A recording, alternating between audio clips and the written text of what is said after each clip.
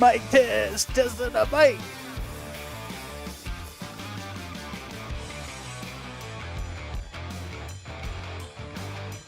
I don't know about y'all, but I still really dig this intro music. Getting set up, I'll be right there.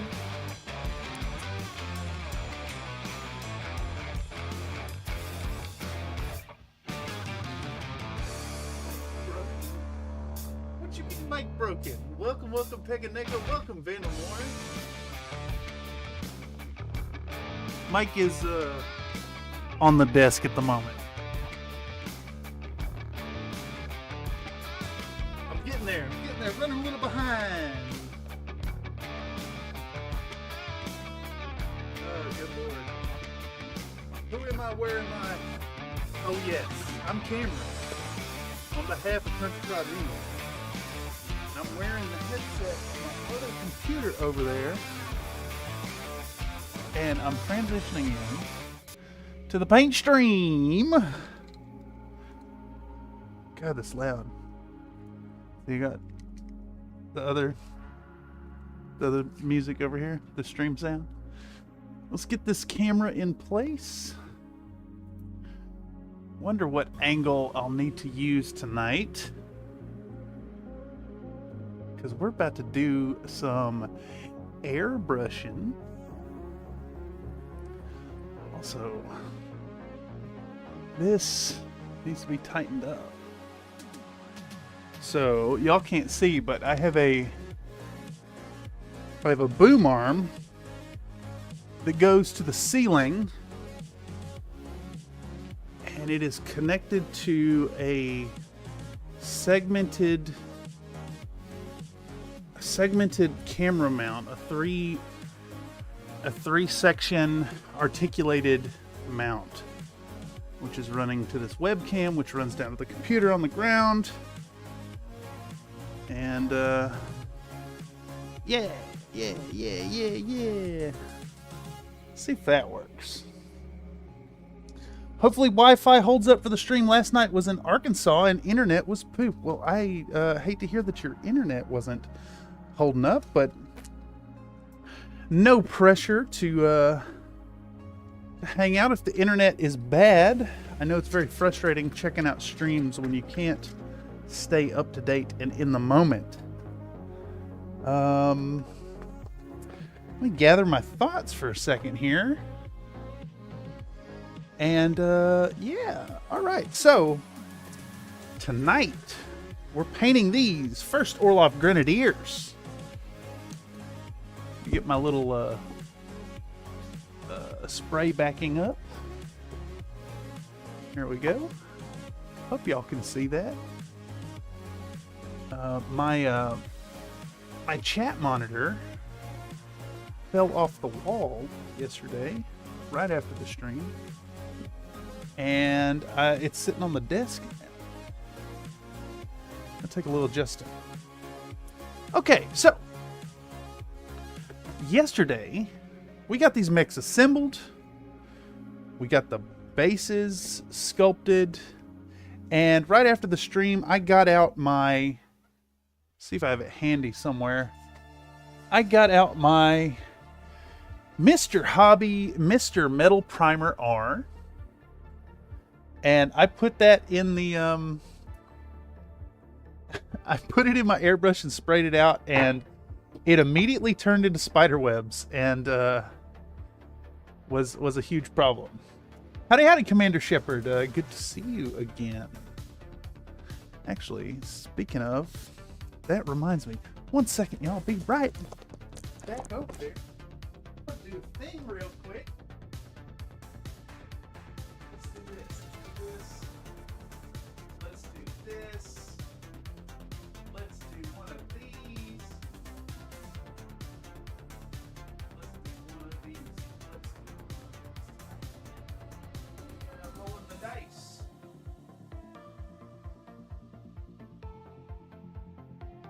It worked? Yeah, there it is. Let's give away some of those tonight.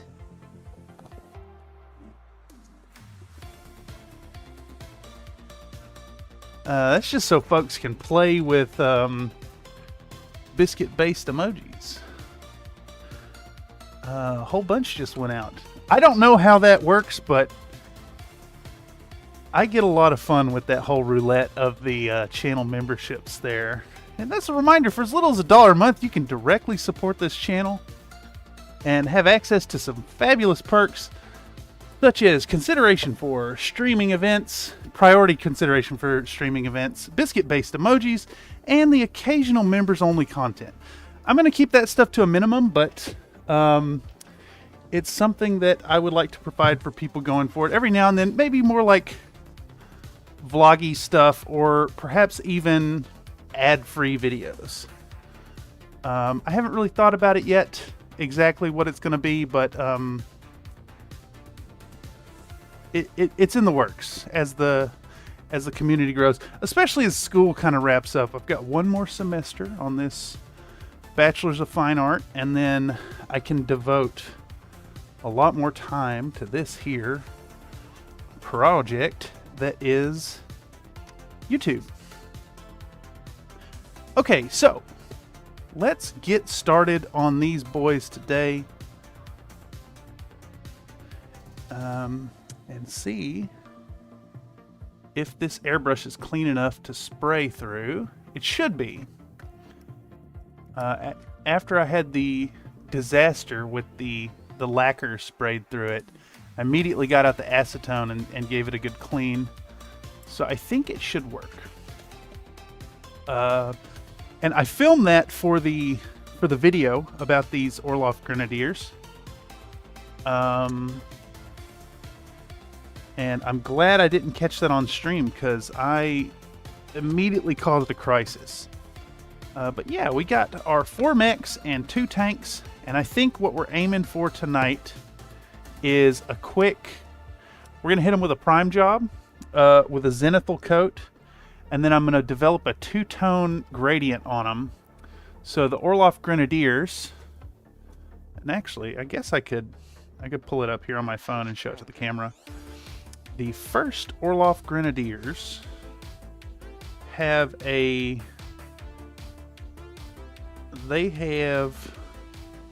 green to green gradient. And it was actually this here, the official Camo Specs paint job on the Bloodhound that kind of inspired me. So I don't know if y'all, yeah, that picks up all right on the stream. So it's like a deep desaturated,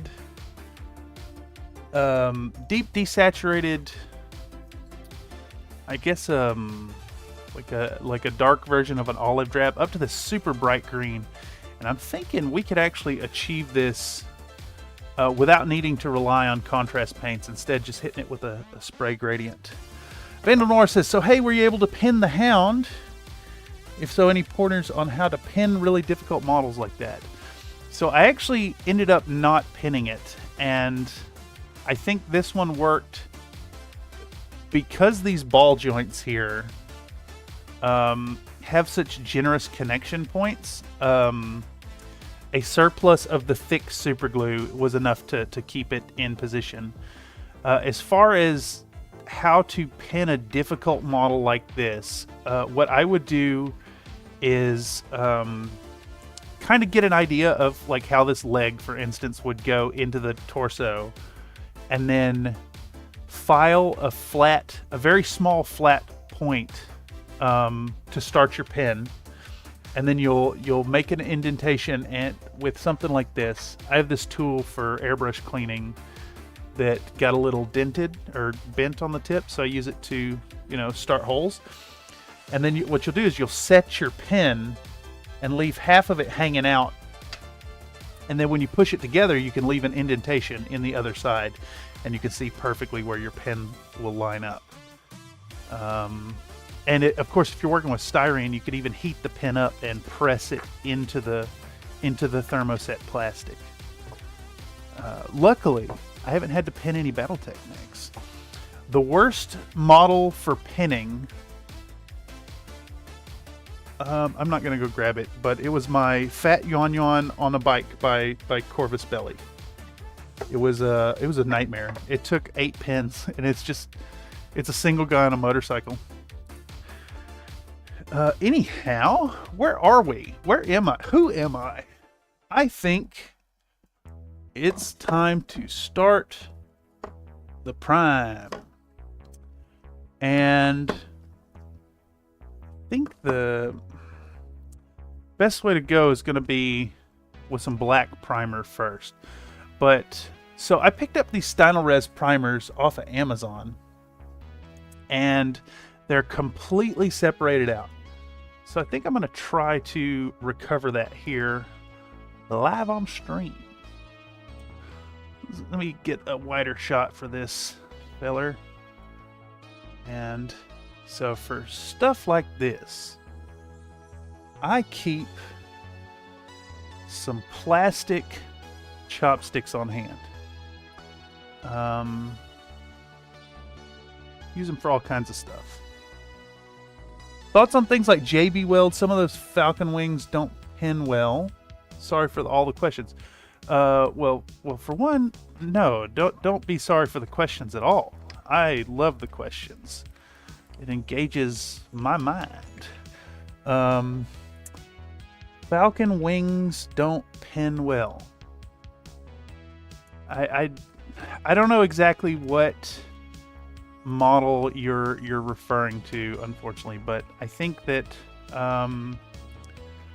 yeah, you probably could get away with some epoxy to reinforce the joins.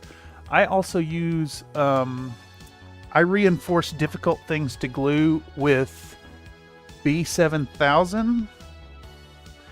This adhesive is used in like IT applications for gluing like phone parts and stuff together. It's flexible.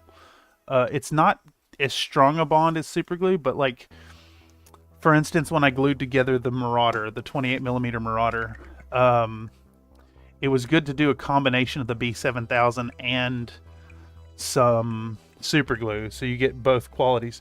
Jade Hawk, Jade Phoenix. Oh, I see. Yeah. You know, I think in that case, first I'd try to pin it. I'd try to get them lined up, and like, even if it's hard to line up the pin, you could enlarge the holes and just like, even if the pin doesn't fit super snug, it's still going to create extra surface area for the glue to adhere to. So it's, you know, it's worth trying to pin first, I think. And beyond that, you might want to look into like a oh, what's that stuff that Black Magic Craft is always on about? The 5-minute epoxy. I don't know if that's the same thing as like JB Weld, but yeah, if you could gently use some epoxy, it'd probably give you a more snug bond, or a more, what's the word I'm looking for? A secure bond. All right, so I think I've got this sludge mostly reconstituted. It looks pretty black, but it also looks a little translucent there. I think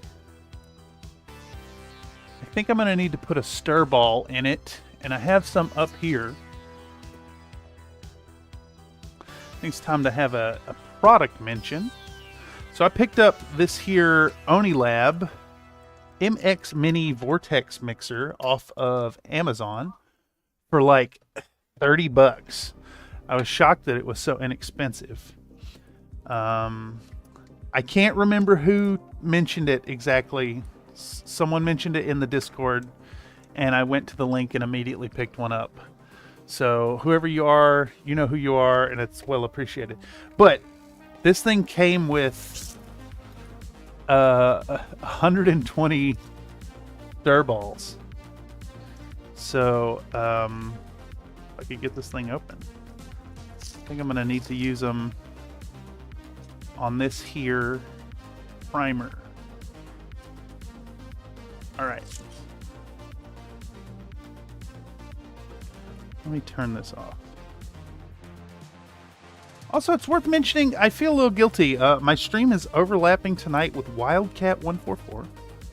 who's doing some fabulous art on Thursdays, some Battletech adjacent art.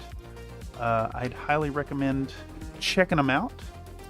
I think I'm going to try to avoid overlapping the streams going forward. But you know, maybe 2 nights a week is completely sustainable for this channel. I'd like to, you know, have plenty of filmed content for videos going forward. Let's give this a good vortex in. All right. Now, I didn't realize my black primer was so separated out, so my apologies there. But I think finally we can get started. And we're going to start with a black prime, and then I think I'll hit it with a white primer from above. I might use white ink. Maybe not. The ink's a little sensitive to rubbing off. Just inadvertently closed my chat log here. Let's see if I can recover it. Donde. Here we go, and back to the paint stream so I can see the chat. All right. There we go. Close that. Excellent. Everything's back. Let's turn this to all messages. There we go. All right. I think with all of that waffling and preparation done, I can just about get started, but I need to put on my respirator. Let's do that. Sorry, I'm running way behind today. And that's just how it is sometimes. Alright, here we go. Headset back on.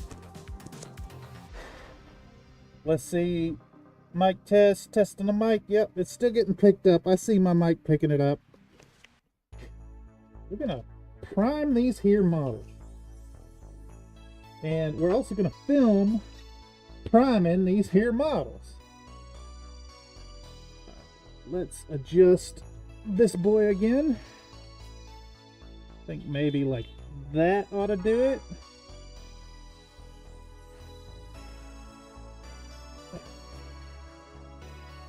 Looks okay to me.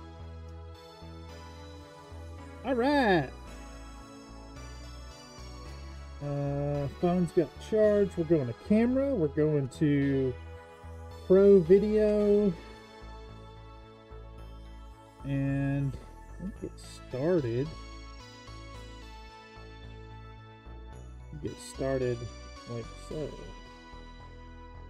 And then we show the style res to the camera, and then we do this fun, oh shit, this fun shot that I always do.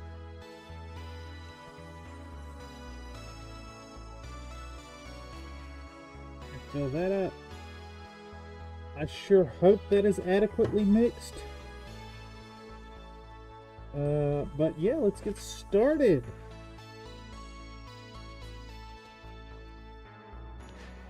Clip in the hose and we can get rolling. Now, I think it's worth mentioning that I do not have a filter at my workstation, but I do have a window nearby. And it's good to remember to ensure to use a respirator when doing stuff like this, because you're atomizing particles and they really wouldn't be great to inhale.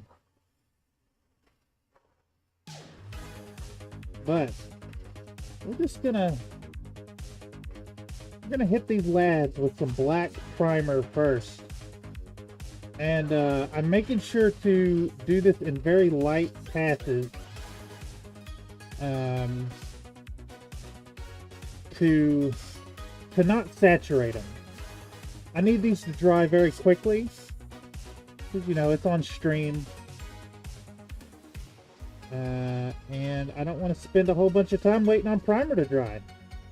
And I don't want to subject y'all to that either. But I also don't want to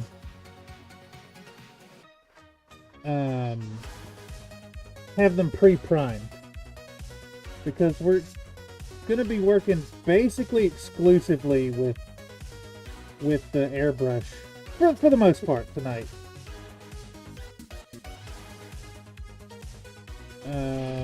Yeah. Now, to get to this point, at the end of the session, after my disaster spraying the Metal Primer R, Mr. Metal Primer R, I ended up just hitting it with a brush, with a nice soft big brush, brushing that stuff on, and it worked fine, and it created almost like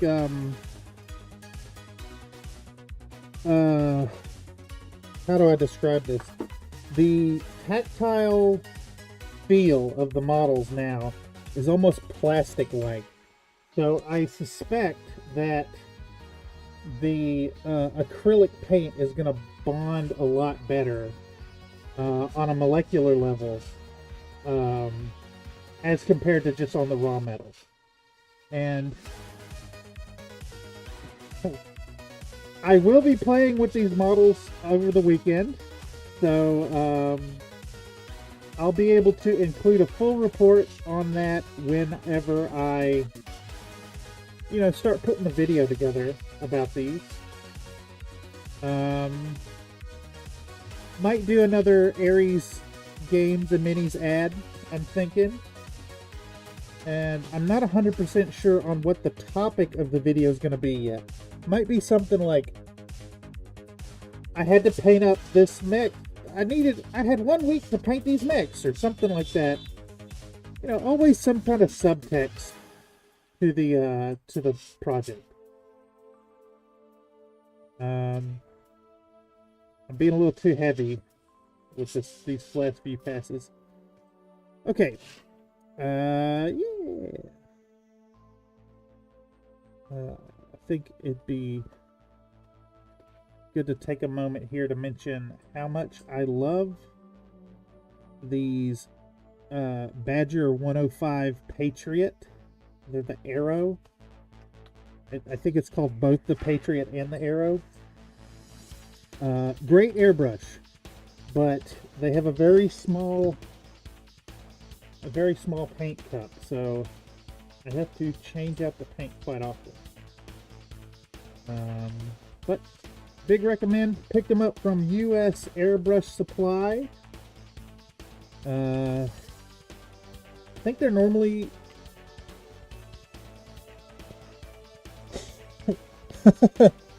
Charles Fist, if you say molecular with a respirator, you instantly become a scientist. That's hilarious. And I'll take it. That's very funny. Also, welcome, Charles Fist.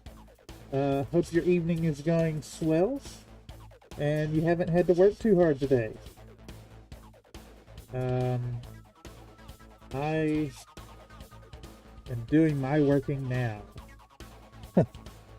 So yeah, we're just doing some light passes with some Stynylrez primer.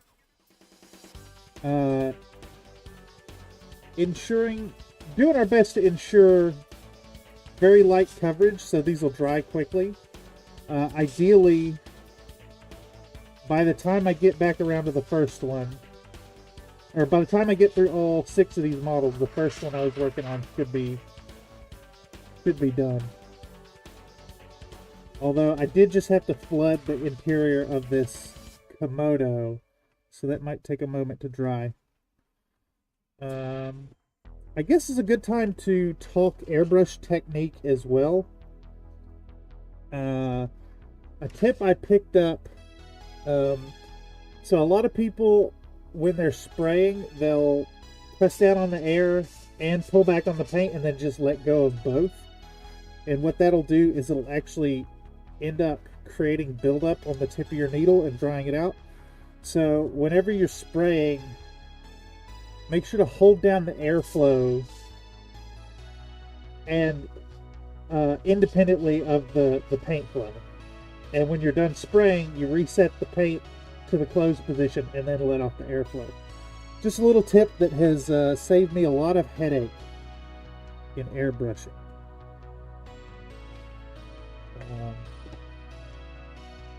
I was very guilty of just letting off the trigger entirely before, and I can't remember what channel I picked that off of, but if you ain't heard that tip before, it's a good one. And I'll probably find some point to mention that in the content. Maybe even on this video when it becomes a video. Since this content is going to be about airbrush painting. We're going to be using an airbrush, using my favorite two-tone technique. Another Nate, welcome! Another Nate voted for green. The idea to include all the same option, I actually I stole that idea from Peganeko. There was an incident with poles ending up tied. So she did a poll with all the same options so that we couldn't tie, and then people still tied it. Which was incredible. Yeah, I started to populate that poll with different brands of green, and I couldn't think of the all the competitors, all the imitations of Goblin Green quick enough, and just took a different approach with it. But yeah, to paint green, first we paint black. Alright. So now we've got the first coat of black down. And I want a nice strong bond of primer over top of the primer. Ooh, inadvertently, I just got a really neat shot the way I set that down. I'm excited about that. So we're gonna go back over these boys and give them a second light coat of the black. I'm gonna try and ensure that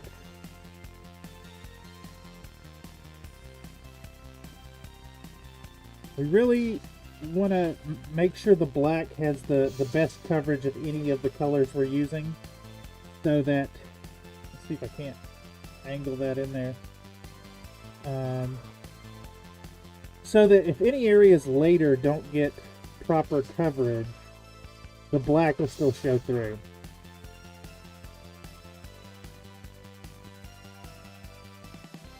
And unfortunately, I just saw that I had already rubbed off some of the primer. So I don't know yet if I'm going to give the Mr. Hobby Mr. Metal primer a shining endorsement just yet. Of course, you know, any paint will rub off easily if it has not had proper time to cure. And this primer obviously is not cured. Okay. Anyhow, I can see I missed a whole bunch of the underbelly on this boy. Some nice coverage. You know, I really ought to invest in some spray handles instead of just gripping and touching all over these fellers.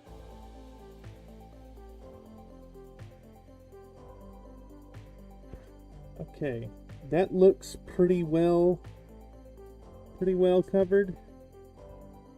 Good enough. We're gonna move on to the next one.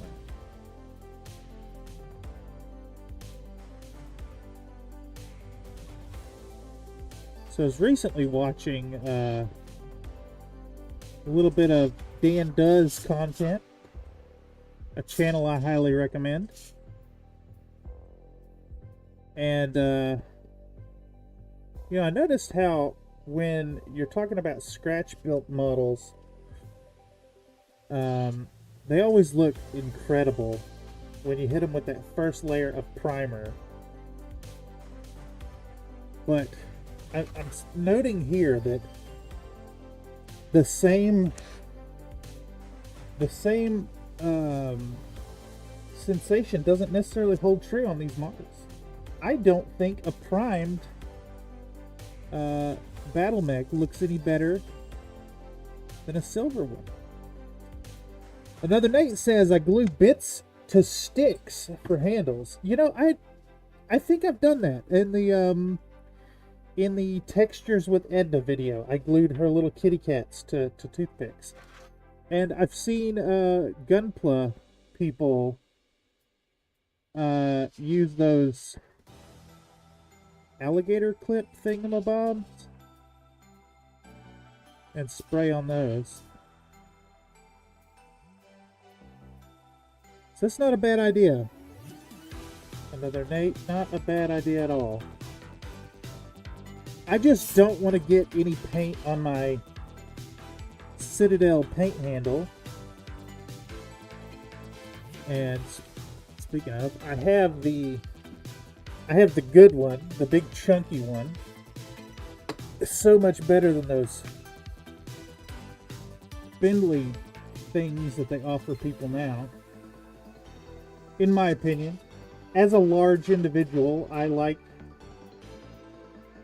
implements and tools with a nice fat grip, something to hold on to. Makes it a little easier to give the love. Anyhow, that was filthy. All right, so what's next? I need to wash this out, and I don't have a pipette handy, which is unusual for me. So we're going to use my tattoo spray bottle. I don't know what these are actually called, but I associate it with tattooing.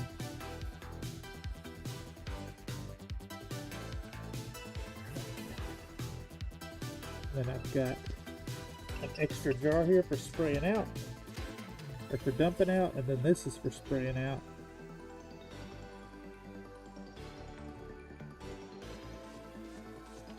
I usually have a pipette handy for this. Unusual that I don't. I think I need to open some more up. Okay. So as always, now let me be clear that I use acetone to clean my airbrush. I'm not directly recommending you do this.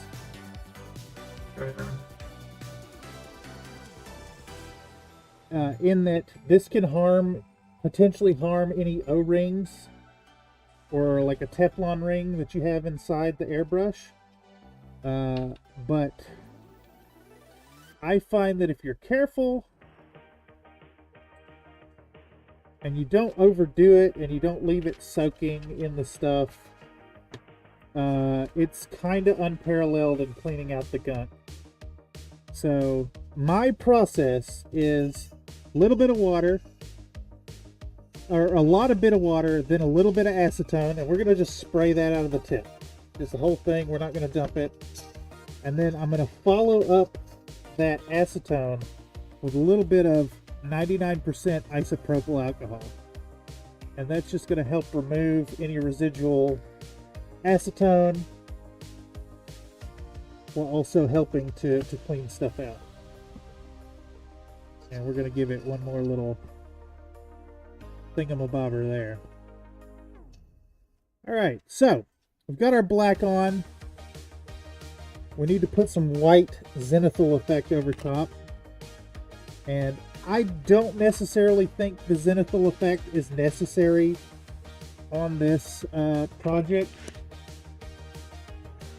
but I am a little guilty of doing it out of habit, for one, and for two, it might accentuate the lower portions of these Orlov Grenadiers. I also want to take a moment to remember, last time I used this Stynylrez, it was, it seemed a little thin, so I'm going to take a moment and give this one a stir as well. I think it's worth doing some test sprays if you happen to be using Stynylrez yourself and you bought them off of Amazon. The paint may very well have been sitting in a warehouse for a long time. I mean, heck, y'all saw how how badly separated that black paint was. So I'm also going to put a star bottle in this one as well. There we go. Star ball, not a bottle. All right. It's also letting us buy a little time for these last few bits to dry up. Okay. Let's get back out the camera.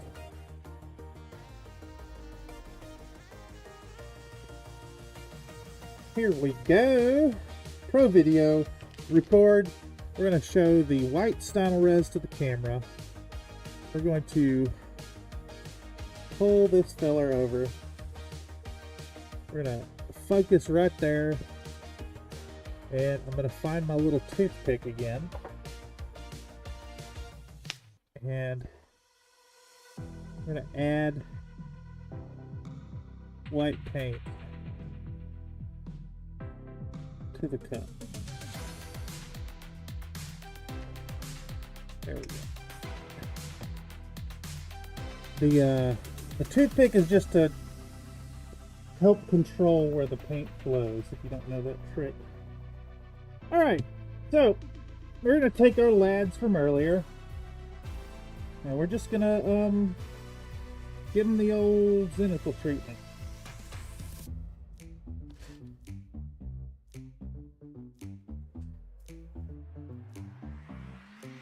Very light.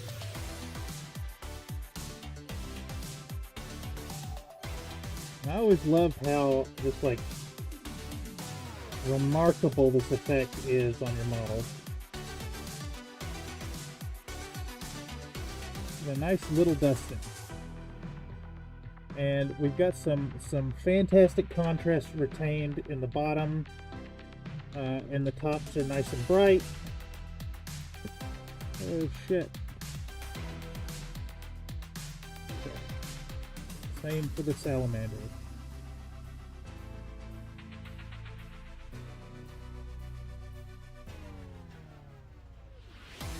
Just little puffs, little tiny light puffs of this until we've got it.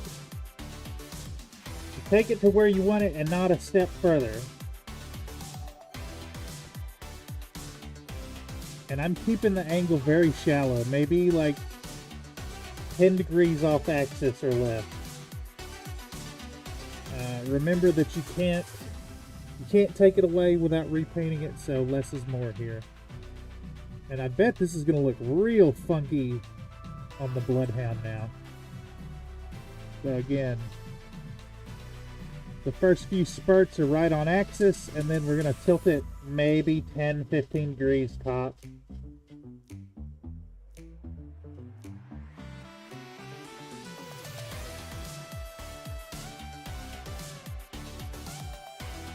Less is more. And I'm using fairly high pressure on my airbrush here. In fact, let me check it. I'll let y'all know. I'm on about 40 psi. So that's coming out real high pressure, real fast. Just getting it on there, and that's why I'm able to spray from so far away.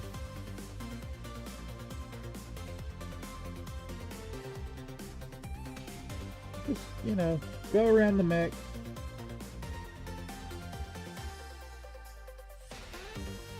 more to the top.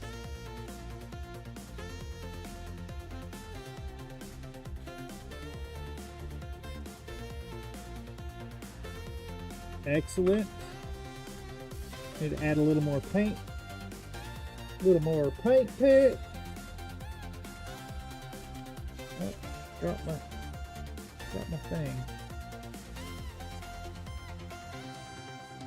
Damn, it is just...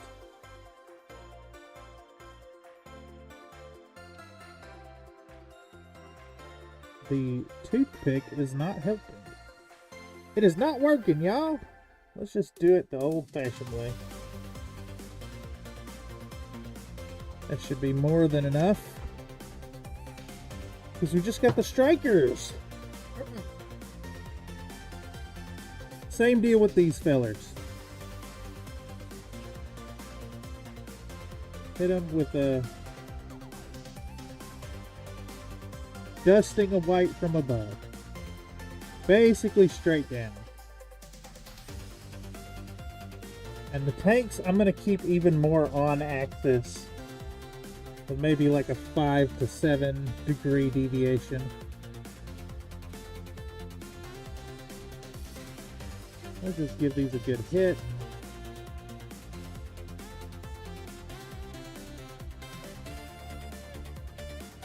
Looking good, in my humble opinion. Looking good. Let's pour out the excess. Clean the side of this. And start cleaning our airbrush. And I think what I'm going to do here, I'm going to take 2 minutes. Yeah, I think I'm going to take 2 minutes. I'm going to make sure I have something to drink nearby. I'm going to get some pipettes out and a few colors, and that extra 2 minutes will also help ensure that our primer coat is nice and dry and ready for the next layer. So once I get this cleaned out, we'll hit the BRB screen for about 2 minutes, and I will indeed BRB. How far in are we? 45 minutes. 45 minutes, got us set up, got our paints mixed up, and got them primed. That's not too bad, I don't think. Now, the question is, how far can I get these paint jobs done in 2 hours, 15 minutes? I bet I can get a whole hell of a lot of work done on these fellers since I'm using the airbrush.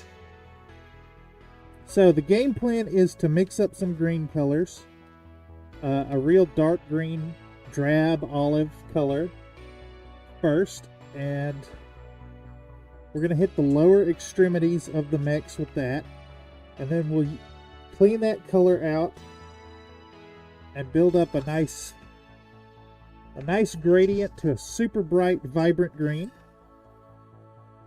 And yeah, they'll look great as it is.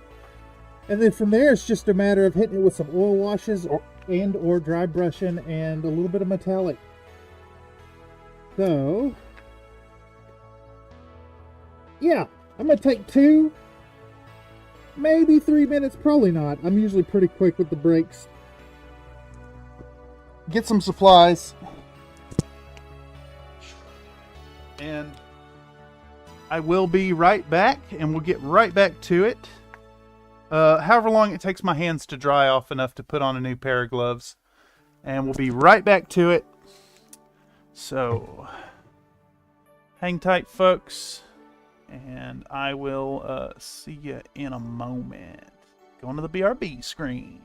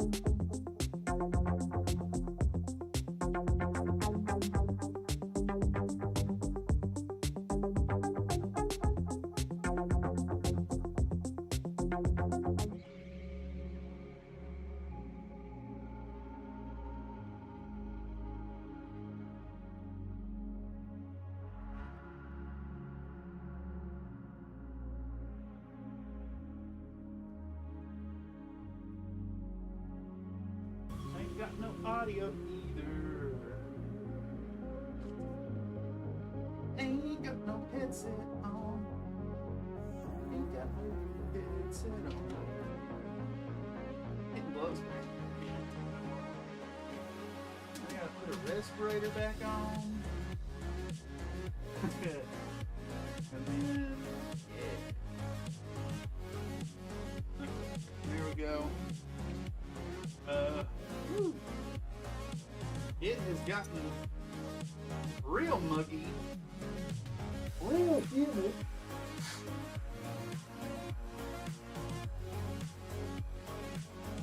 It's gotten real damn humid in the last hour. It is raining in San Francisco. It is a rainy week, rainy weekend. How's that audio working? It sounds like it's working. It looks like it's working. Let's confirm. Let's confirm how it's working. Damn, I can't believe how well the microphone picks up this respirator.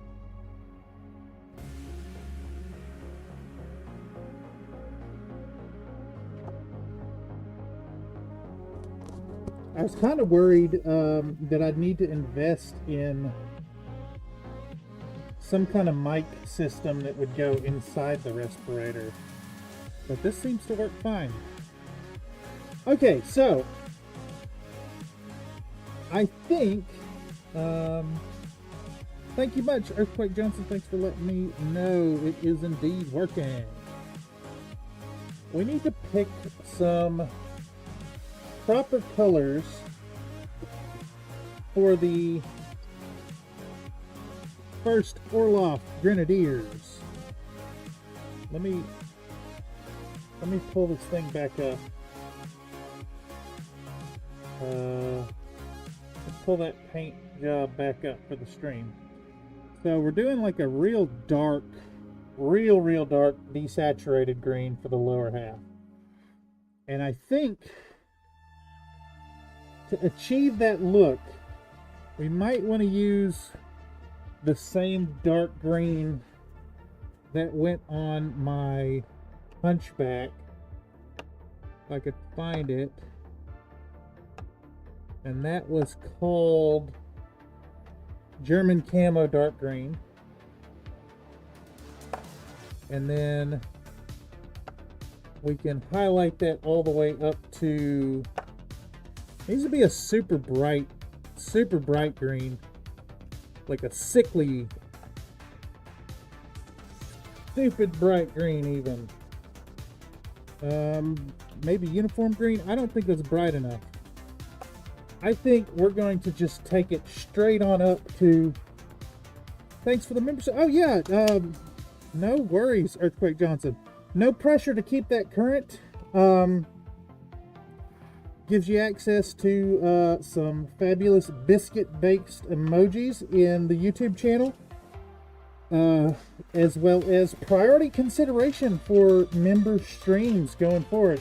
Sometime in the new year, we're going to start up some Dungeon Crawl Classics funnels, which is where people play as level 0 characters and go into a dangerous dungeon and risk it all and play some fabulous tabletop RPGs via TTS. So channel members will get exclusive access to that, as well as patrons as well. And to join up as a member, it's as little as $1 a month to show your support and have access to those emojis. And of course, that is all to support the channel, support what's going on here, and help pay for supplies and models and stuff to keep stuff going. Sounds brutal. It is indeed brutal, and they're a ton of fun. And I think getting together a stream with like 6 to 8 channel members hopping on, saying howdy, and then, you know, probably dying in the first encounter and then getting ejected from the session would be a lot of fun. Not permanently, of course, but yeah, I think it'd be an absolute blast, and it's something we're looking at and working out the logistics. And of course, for those of you who don't know and aren't already members of the Discord, we have a Discord server. You can check out the link in the description down below if you want to join up, as well as heading over to countryfriedminis.com, that you can find all the information about that, including stuff like, we got some blog posts talking about videos, we got a stream schedule, and all the like social information can be found there. And I think we're going to use this here, German Camouflage Dark Green. And this came out of the Panzer Aces, the Panzer Aces camouflage set from Vallejo.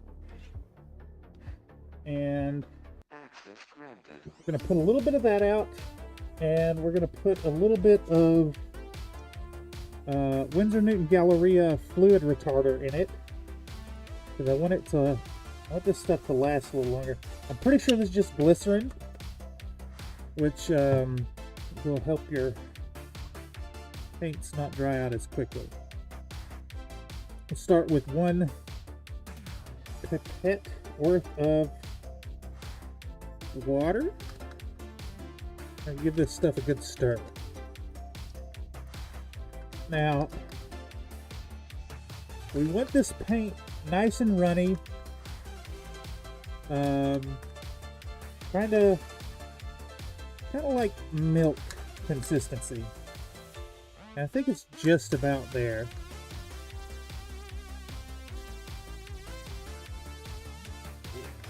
That's about right.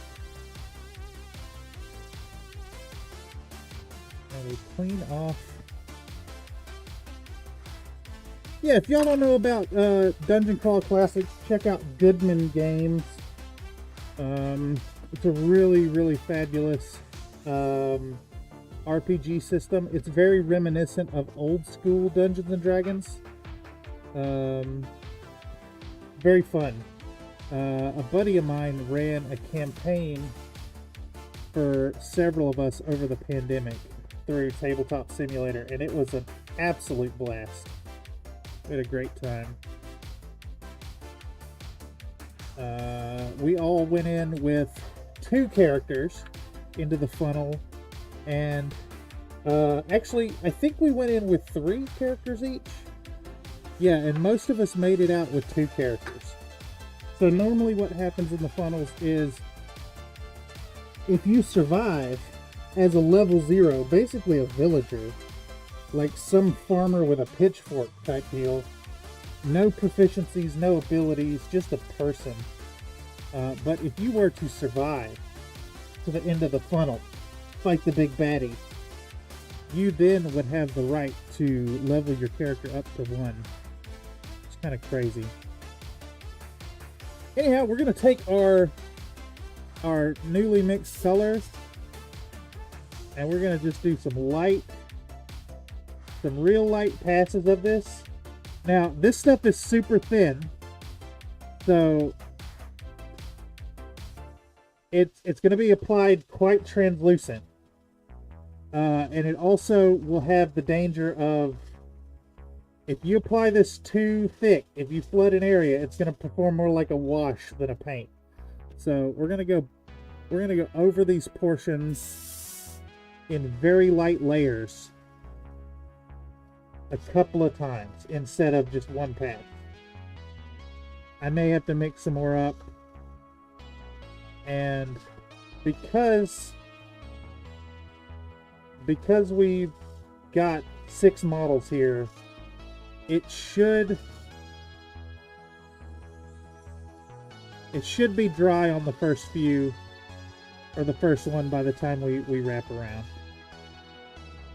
Although I can see immediately that I'm going to need a whole bunch more of it.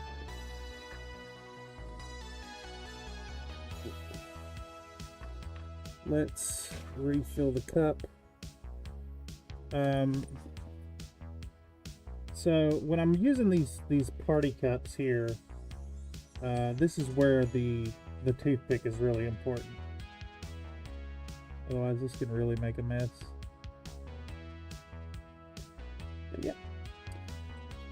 get rolling. Let's get working. Get these fellers all greened up on their faces.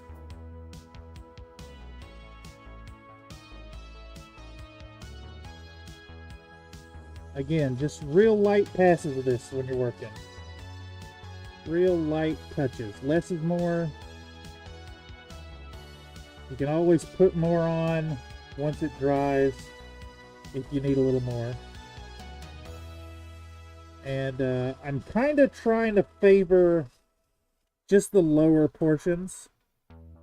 Although it's okay to get a little overlap. Because in the end, we're going to go back over with the really bright green. And I think our bright green color is going to be Citadel Moot Green.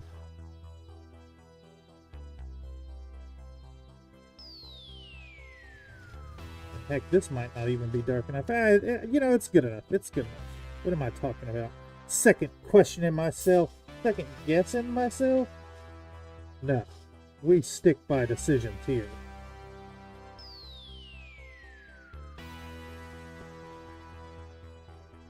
And we're back around to the salamander for the second pass.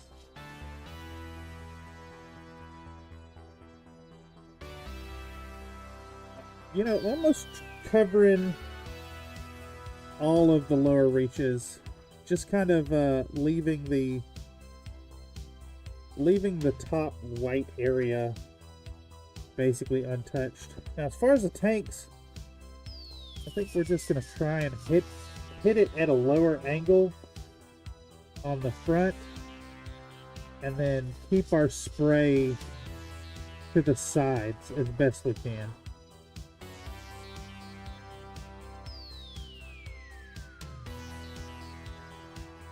A little harder to get that gradient on the tanks, I think.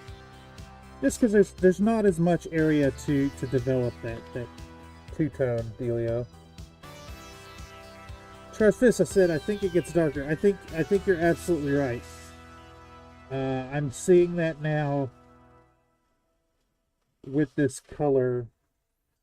I'm not sure yet if I'm gonna darken it up with oil washes, or if I'm just gonna mix a darker color here. But since I've got this out, I'm gonna go around these models once. But yeah, it does look like it is not quite dark enough for the Orloff Grenadiers. So, excellent observation. Char's Fist knows his lore. That's his color schemes. And it does indeed. Yeah, I think it does need to go darker. So, for that, I think we're about to hit these with another pass on the lower areas with a darker version of this color.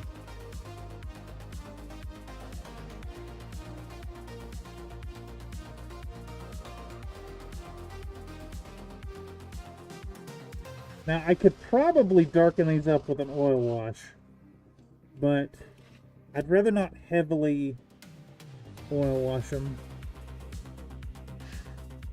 Overlap? You mean Dunlap. Dunlap over the belt. I don't get that.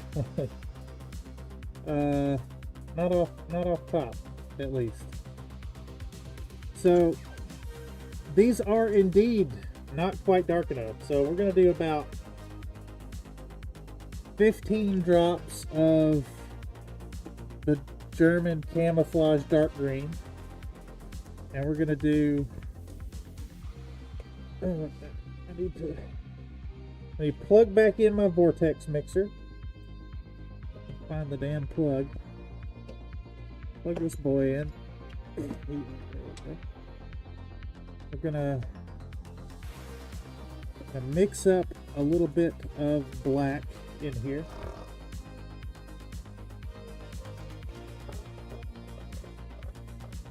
I know I didn't have to show this, but I want to show it off the screen. Alright, get that boy mixed up.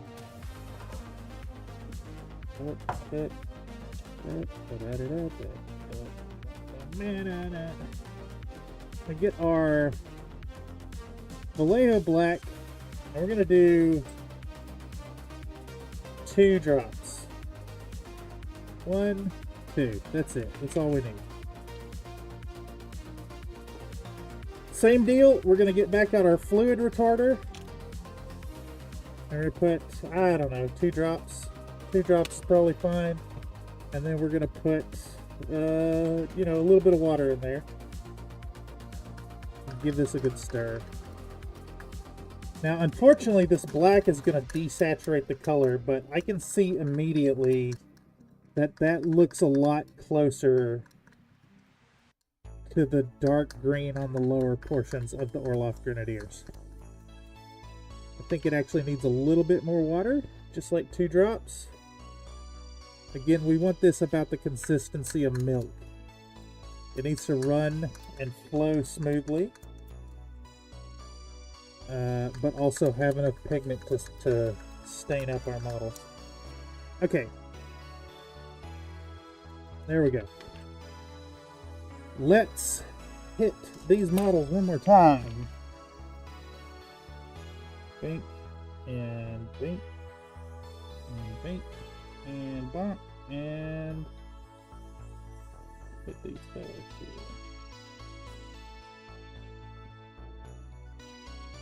Ooh, almost overfilled that cup.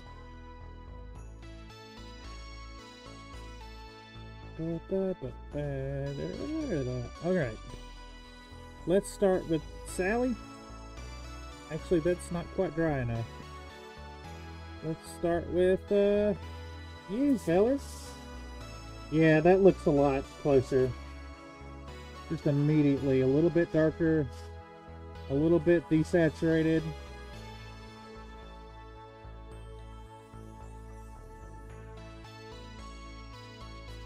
And you know, if it's not quite right, it's close enough for me, for my purposes, and I'm cool with it. I'm even gonna bring it up the sides a little bit more. Yeah, there we go. Looking spiffy. All right, next, salamander.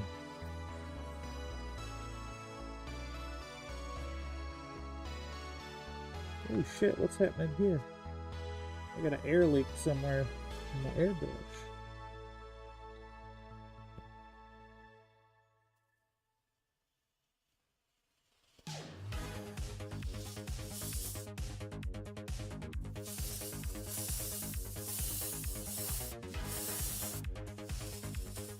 All right, cool.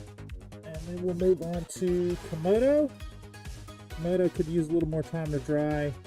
We'll do the Bandersnatch.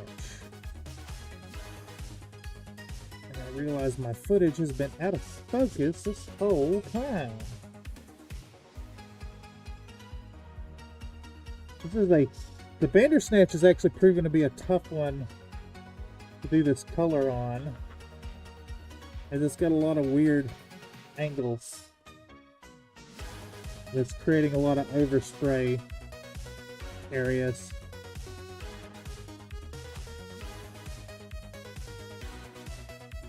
Alright, there we go. How about we just throw it down and make sure to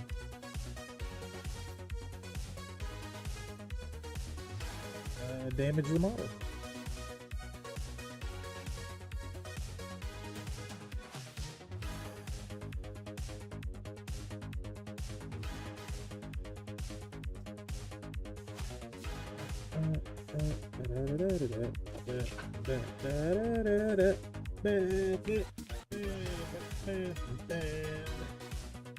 All right. This looks a lot better. And I think this goes to show how effective the airbrush can be in developing these colors.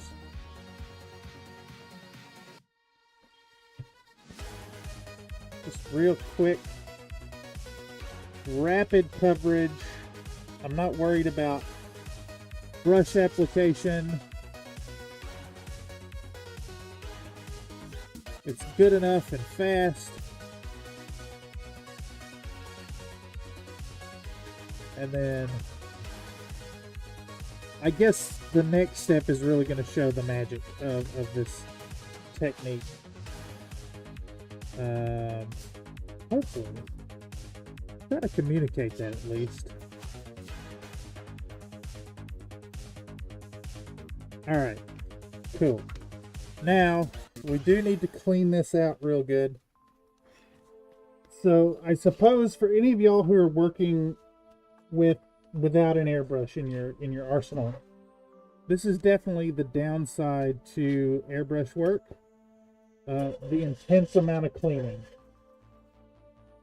as compared to working with a brush. I mean, you know, you swizzle your brush and you know, you rinse it out and you rub it on the paper towel. You're not having to flush out the airbrush. You're not having to do a triple rinse and all that jazz. You do clean your brushes, but not like you clean an airbrush. And I think if there was one barrier to entry with the airbrush, beyond the logistics of using one in your household, it's this.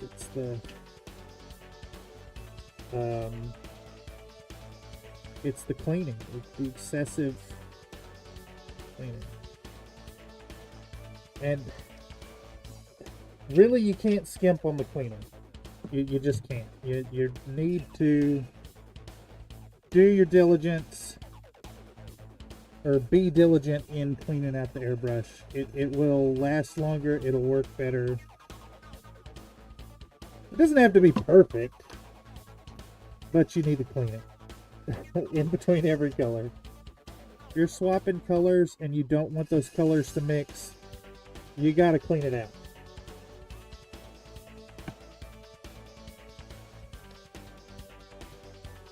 Okay. It's just about exhausted, and we'll do this. There we go.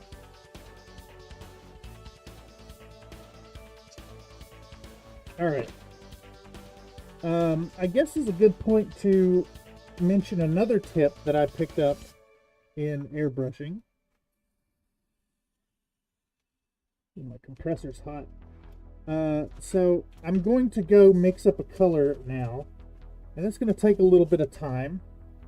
So because I know I'll be painting again soon, but there's going to be a little time in between the next color, I'm going to fill this cup up with water and let that sit, and that's going to help keep all the parts in there nice and lubricated and prevent them from drying out. I guess that's the same thing, but yeah, that's the idea here. Now, I'm wondering what the best green is going to be here. So I've got this moot green, which is like toxic waste type, super bright. But I've also got this here Daler-Rowney emerald green, and I'm wondering which is going to look better. Let's take a moment and cross-reference the new stuff. Another Nate says, all right, looks like the new silicone is cured. I'm really excited to hear that. I know you were having some troubles with it. So, let's see, giving this boy a look. And in fact, there's some other references here. I think, like, this here is kind of close to what I'm going for. But it does look like the majority of paint jobs have this more desaturated bright green top. Or this one specifically is like, is that nuclear waste green. Let me put out some swatches real quick Or, yeah, let's do this. Let me grab a brush and just compare which looks better before we make a decision and commit to it. So here's our, let's see, here's our dark tone. I guess I should have painted this white first. Do I have something white nearby?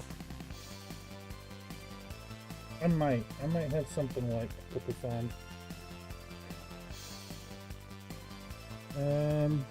Shit, you telling me I don't have... Yeah, there we go, this'll work. This'll work, here we go. So we'll take our... This is our lower extremity color.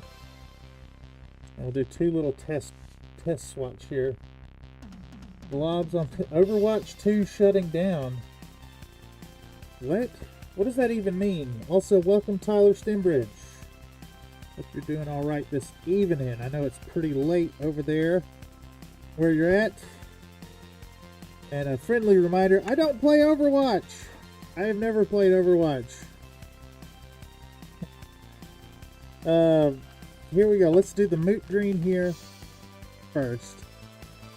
Moot green into this dark camo. And then we'll do a little blend in the middle. Let's see how that looks. Versus... And furthermore, Tyler, what do you mean by Overwatch 2 shutting down? What does that even mean? Like, they're not doing the game anymore? I find that hard to believe. Did they just condense Overwatch 2 into Overwatch? Which is what it was anyways. Alright, let's get a little bit of this here. We'll do the emerald green here. And see how the two compare. A little mix in action here. And of course the emerald green is ink. So it's a little harder to get solid coverage from the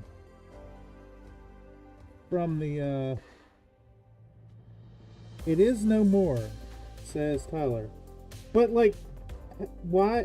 That doesn't make any sense. Why would they shut down number 2 if it's like the current version of the game? Is that saying that the original crowd went back to Overwatch 1? I'm confused.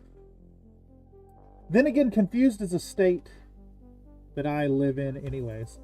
Let's see. Can y'all see that? Worth a damn. I hate to admit it, because I really want to use this emerald green. I love this ink. This is good stuff. I think the moot green is more accurate to the Orloff Grenadiers, to the artwork that I'm seeing. This is just a little too nuclear green. I think if anything, I could probably thin this stuff way, way down with a little bit of contrast medium even, and turn it into an ink wash to accentuate the moot green. So yeah, I'm making an executive decision. We're going with Citadel's moot green. And we're going to do the same deal we just did, except I'm working with Citadel, so it's a gigantic pain in the booty to get it into the cup. So as always, we'll show the paint to the thing here. We'll get our cup. We'll get a brush, and we're gonna start transferring. I wonder if I could even pour some of this. I bet I can. Hell yeah, I can. I'm gonna pour some moot green out.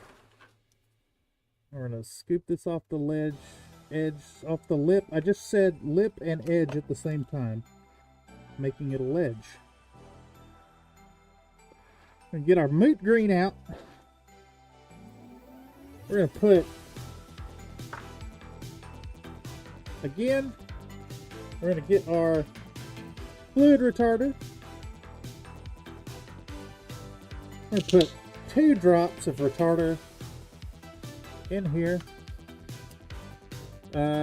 Ideally, I'd also be using a little bit of flow improver. And we're going to get a little bit extra water because this stuff is thicker than the Vallejo paint. It says lime green, so the moot is better. Excellent. Thank you, Charles Fist. I think you're indeed right. It's at least the closest color that I own to get this done, and that does kind of, that looks about right for the at least for the art that inspired this project, which was the official art on the Bloodhound. And it looks like we've got it just about right for thinning. And I don't have enough water in my rinse jar here, so we're still using this. I don't know if y'all have noticed, but I keep 2 jars for water. One is clean water and one is a dirty dump out jar. Okay, so we got our nuclear waste green. We're going to dump out that water that was left in the airbrush, and we are going to get a nice shot of filling this cup, as always. My favorite shot of all the cinematography on the channel. I'm going to fill this cup up with some nuclear cat piss green. Alright, get back out our air hose, clip her down, and turn back on the compressor, and make some magic happen. Let's start with this guy. Alright, get our salamander and immediately fuck it up by getting a spot of green on the model. Where the hell did that even come from? Was it on my thumb?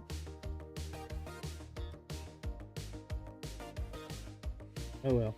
It's gone now. She's gone now. Okay. Disaster averted. Let's spray this boy.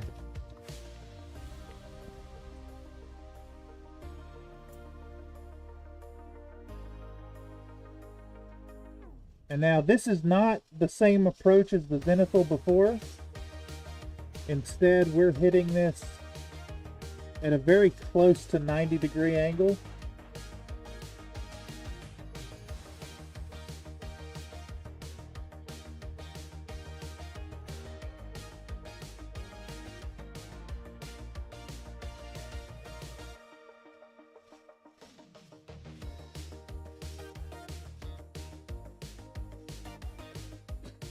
And just like that, in one step, well, I mean, it's not one step, in two steps, I guess, we got that nice, fantastic gradient on this mech. That's it. That's all it's going to take to get our effect. I mean, we're going to ink wash it and do some other stuff here in a bit, but as far as like the airbrush work, that's it. And this is why I really love working with the two-tone gradient. My Minnesota tribe, my Clan Wolverine mechs are they are a dark gray. Well, I'm flooding that model there. They are a dark gray to white gradient. I'm trying to hit the arms here, and just the arms, without getting overspray on the legs.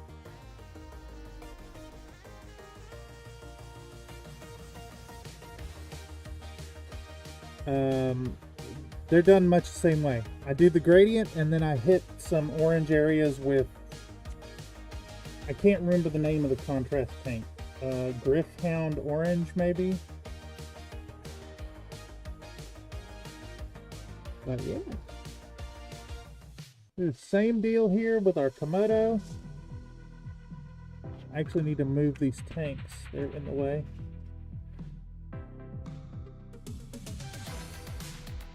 I'll try to very gently build up the color here.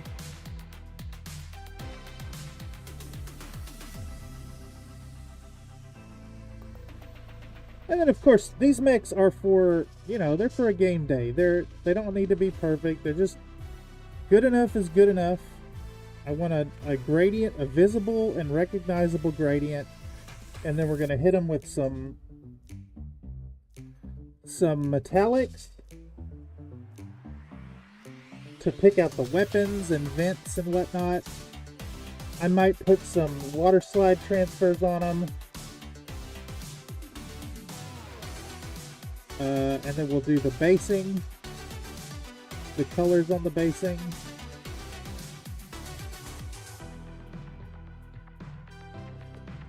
And they'll look fantastic. Fantastically good enough. And I am quite displeased to report that I am still rubbing bits off of these models. I think the Mr. Hobby metal primer may need longer to cure. I think that's what's going on here. I probably should have waited another day before doing the paint on these, but my time is finite. And they'll be fine once I hit them with the top coat anyways. Oh, I'm out of paint. Where did I put that paint? Alright. I got footage of that. I can move this camera out the way. I hope any of this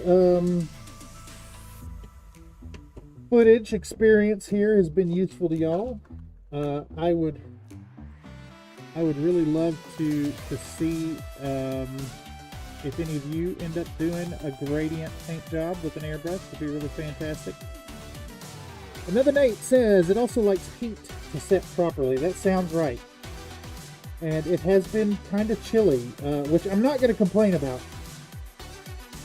It has been very hot in San Francisco compared to normal most of the time lately. And it's nice and cool and rainy right now, and I am not about to complain about that. You know, you can take the humidity, but I do like when it's nice and chilly. I am a fat man, and I hold a lot of heat.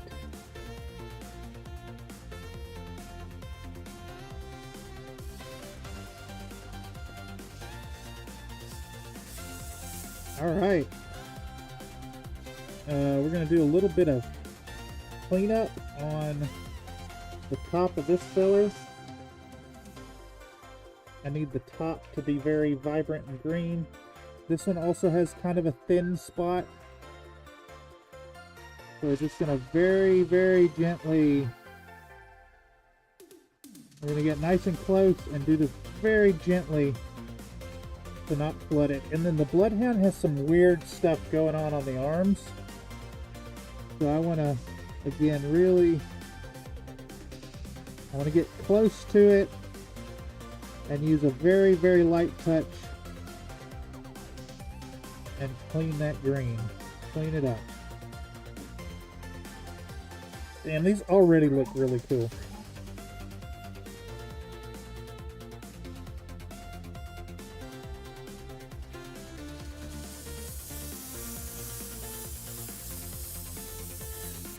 Alright. Tanks maybe get a second pass now. I'm going to focus the brighter green on the tip of the turret, on the top of the turret, I mean.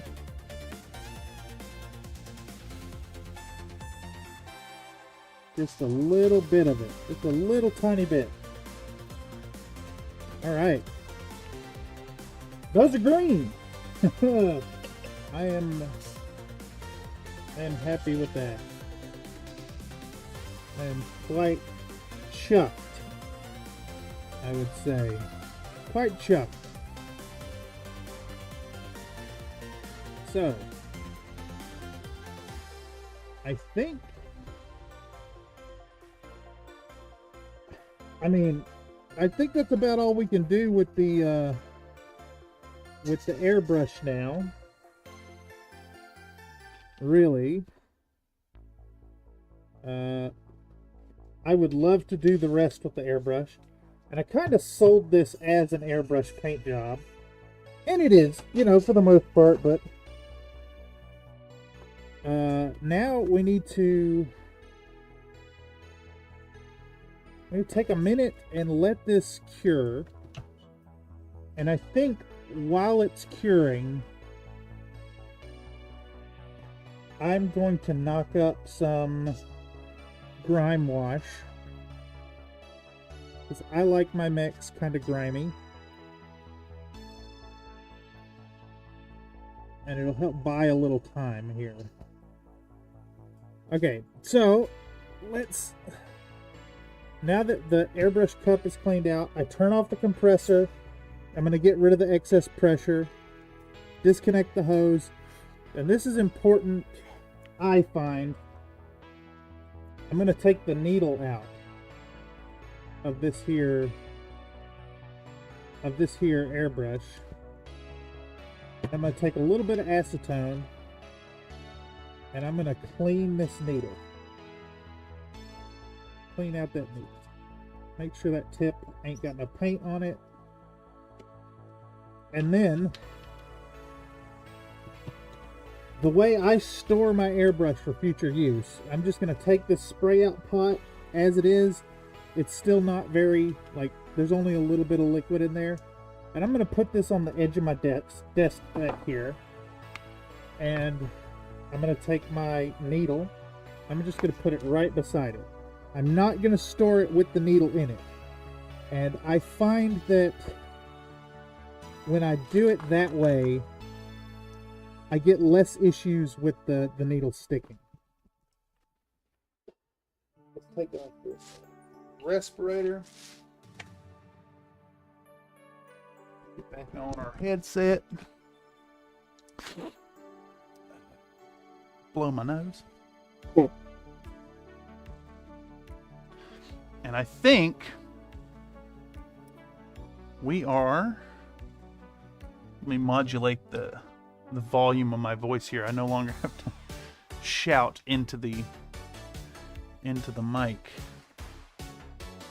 We need to clear up our workstation.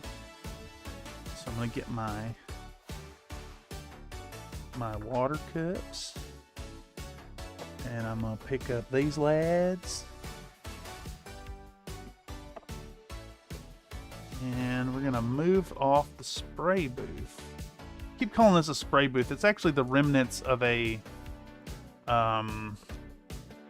3D design class project back in 2017. We had to design a room and make a model for it. That's kind of the foam core remnants of that, which I have repurposed into my little overspray backing. It's not actually a booth, but you know, it is my spray booth. Now,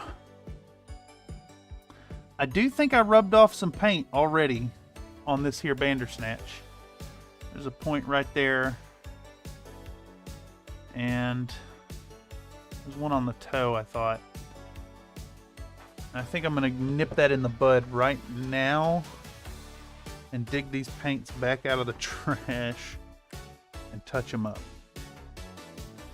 Just touch them up real quick while this paint is wet.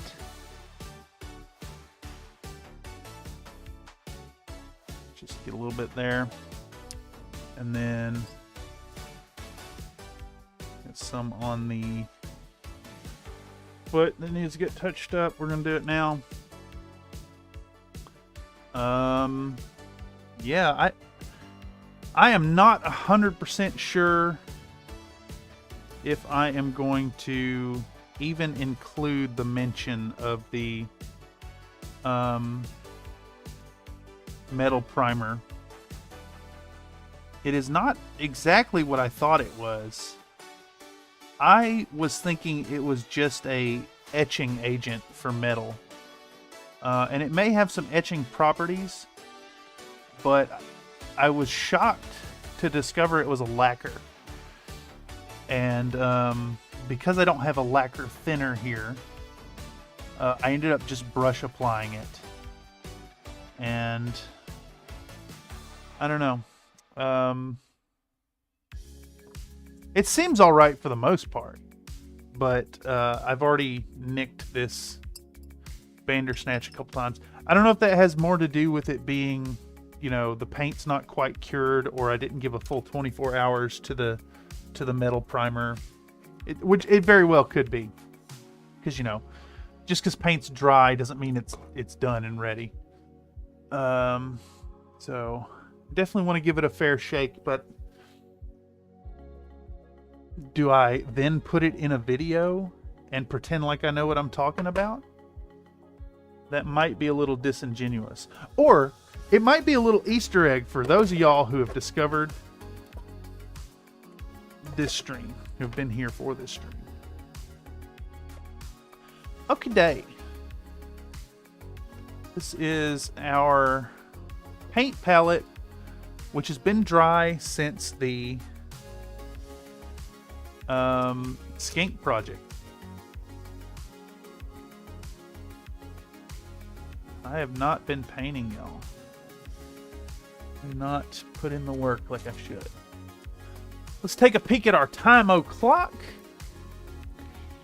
How long have we been at this? What's our timer looking like? Now, ain't that something? We're an hour and 30 minutes in, and these mechs are basically halfway done.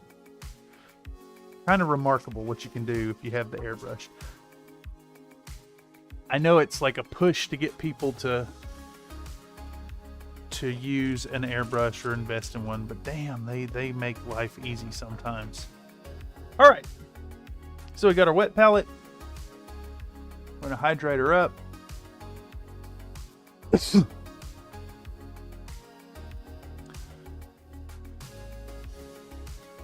Now I like a nice wet sponge, but not overly so.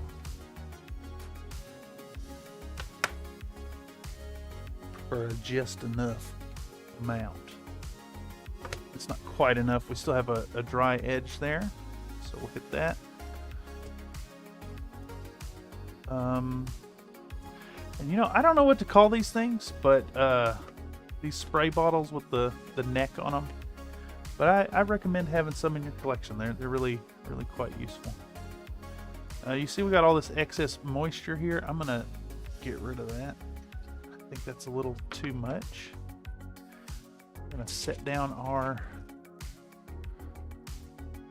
Dude, I need to film this. Let's do a shot of this hydrating itself.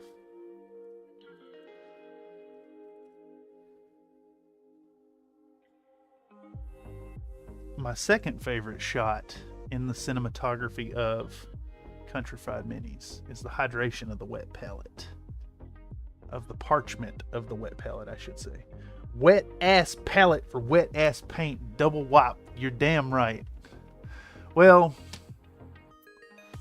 I like a reasonably wet palette. I think calling it a wet ass palette is probably a little excessive. And now thinking back, the last metallic color we used was the Army Painter something. I can't remember. But I think in that case, we're about to use our, we're going to go back to my favorite jet exhaust, which does have a shaker in it, but this whole episode is gonna be using this thing. Let's get that a nice shot of that. Yeah, that's fun. That's stupid.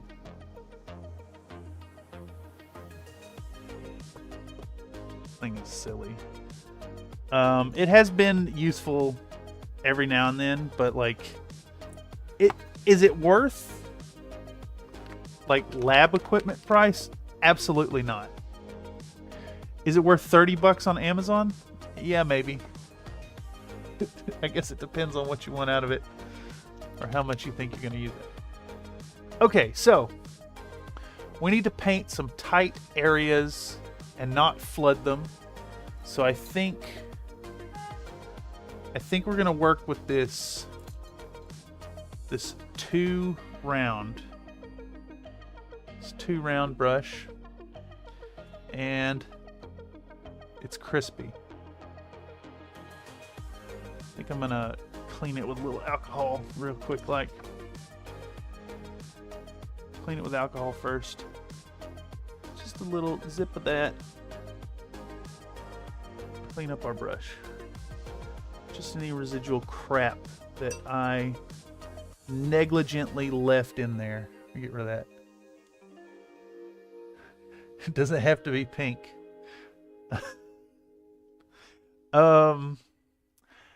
Yeah. And I didn't want the pink one, but it was like $6 cheaper or something like that on Amazon when I picked it up, so I got the pink one.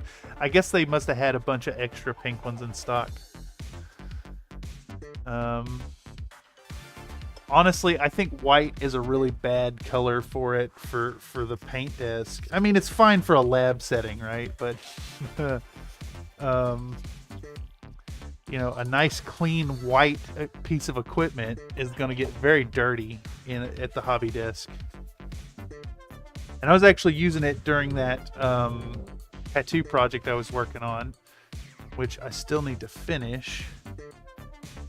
And it ended up getting a few stains on it, mixing up those inks.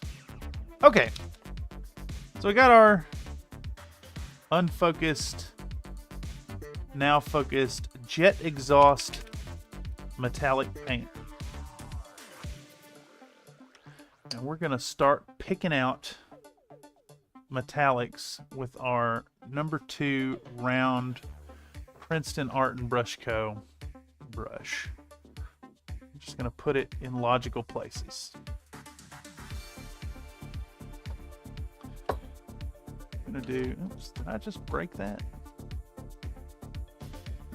How's that looking? There we go. I'm going to fill in these LRMs.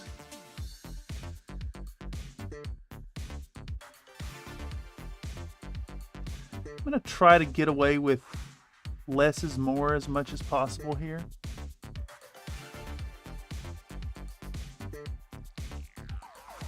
I want to preserve the simplicity of the gradient where I can.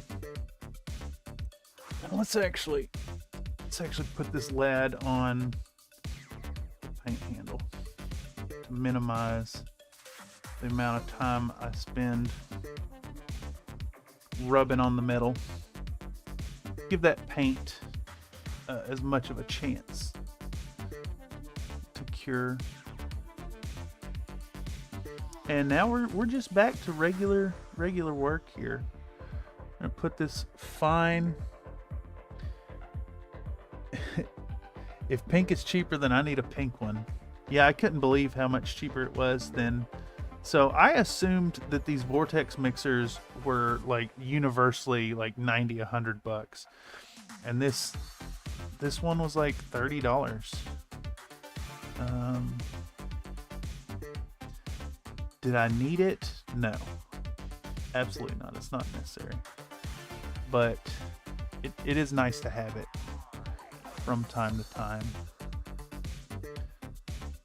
It definitely helps keep the dirty down products nice and shook up, because those tend to separate out real bad.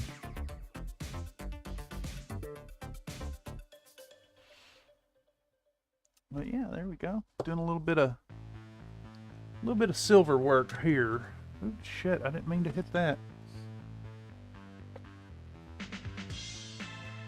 Let's do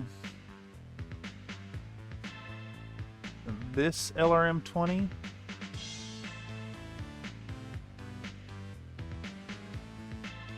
Now, I've said it before about these metal color paints. The one mark against them that I can think of for brush application is that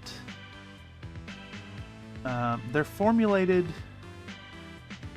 for airbrush, and something about that formulation has them, they separate out really quickly on your palette, so you need to do basically constant stirring. So I tend to put out like a drop or two at a time and work on that, and really I think a drop's worth is more than sufficient because it will separate out. But that said, it still is wonderful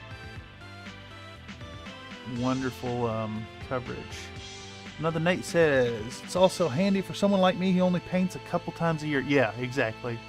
You know, give your paint a good stir and then slap it on that vortex mixer, and it's like pretty good. Pretty done and ready. Ready to rock and roll. It looks like I see another chip already. Another sharp edge that's had its paint rubbed off. I think I may need to do some more comprehensive testing of this product.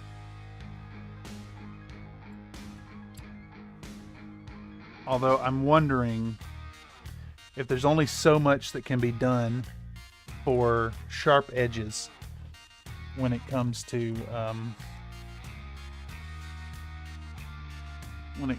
metal models.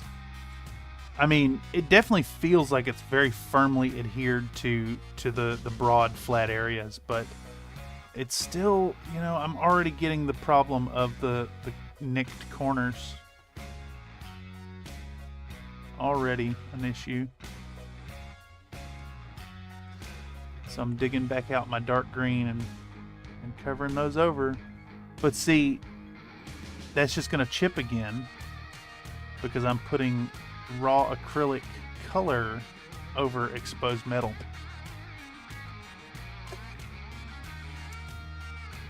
I'm not going to go as far as to say that this metal primer is a waste of money, but it might be a waste of money when it comes to pewter models. Maybe you shouldn't have given them a dip in that LA's on purpose to get some tooth on that smooth metal. Interesting, and let it kind of etch the surface a little bit. I think a subsequent video experimenting with this stuff is in the near future. Well, I say near future. It's sometime in the future. I think this is something that needs to be settled and explored. I'll do a Goobertown Hobby style deep dive scientific experiment on it. Find some cheap pewter models. I mean, they've all got to be the same model too. What all should be silver on this lad? I think these head lasers should be silver. Excuse me.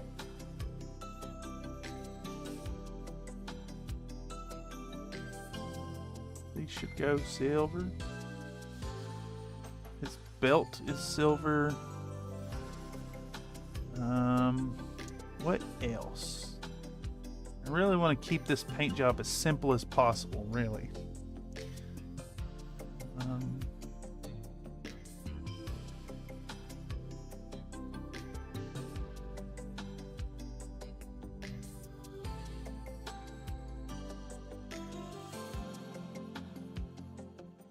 Let's see, what's going to be colored on this? We're going to have some ink washing. We're going to have some transfers on it. We're going to have red cockpit jeweling. Any of these sections with like striations, like these arms here, I think are deserving of silver. I think I want to do a less is more approach on all this stuff that's silver.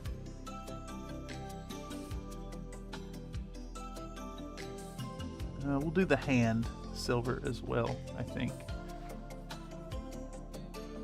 Something kind of strikes me as odd when you have a mech that doesn't have like metal color hand actuators.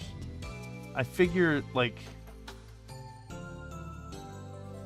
you're going to be gripping stuff with those hand actuators. Why would you worry about giving them a nice clean paint job?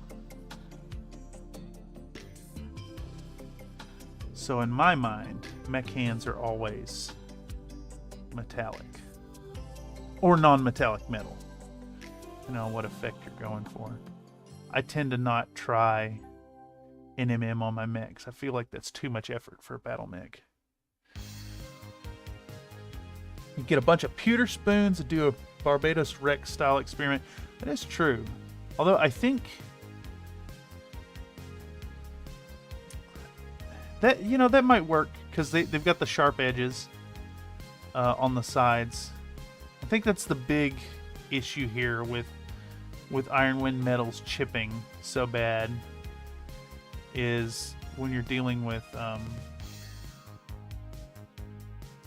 corners, sharp spots, and that's what's going to chip. And you know, so far that's all that's rubbed off is a few spots. Honestly, I do feel like it's an upgrade already, in that I've done a correction on 2 mechs on very sharp edges on uncured paint that got rubbed by my hands.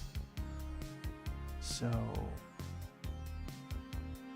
I think I will reserve any kind of verdict about this product until after the games day this weekend. For those of you finding this stream via the algorithm and have been watching along after the fact, if you're ever in the San Francisco Bay Area and you're going to be here for a while, come on down to Games of Berkeley every 3rd Sunday of the month. We play Battletech, classic Battletech, $5 at the door. Come on down. Jump in the Discord. Let us know you're coming down. I think between myself and the event organizer, we have enough chassis for I don't know, 6-8 people even. You ain't even got to bring nothing.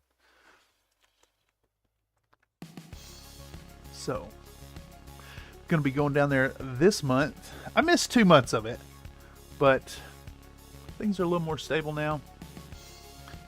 And yeah, I'm really looking forward to it this weekend. Gonna do some battling at 8K battle value with this here 1st Orloff Grenadiers group. I had a 10K list of tiger sharks prepped, and I found out that the group had kind of dialed it back from 10K. It's a little much for a game day. Not a 2-day event after all. So I built this list and picked up the metals. Yeah, that already looks fucking awesome with just a little bit of metallic in that gradient. These are going to be a lot of fun. All right, who's next? Let's do let's work on this Bandersnatch. We're going to give our metallic paint a stir and make sure that the pigment is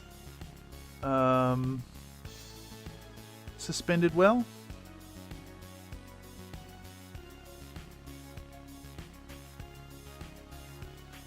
Nathan says the bonding style rattle can primers really grab the metal minis. It's the best I've found.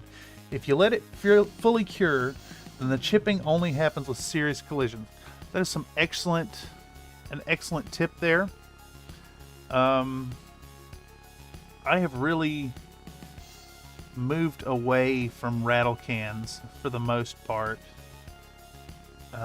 Just because, you know, I live downtown, so it's kind of a pain in the booty to get outdoors and spray.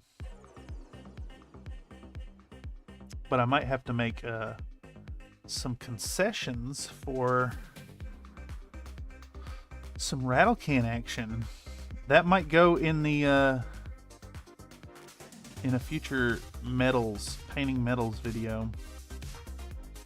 I think this one, I mean, that's the theme of this video's content here, but I think this one will focus more on the prep work and how to treat the models. I did record that entire session basically yesterday of prepping the IWM models, and yeah, I could stand to do another deep dive into it, talking about other products, examining what works better, and I have a whole nother lance to paint up. I do gotta admit, it feels good to get back to Battletech. I kind of got off it there for quite a while. Last bit of Battletech I painted up was that Urban Mech commission. What, well over a month ago? Maybe 2 months ago? It's been a while.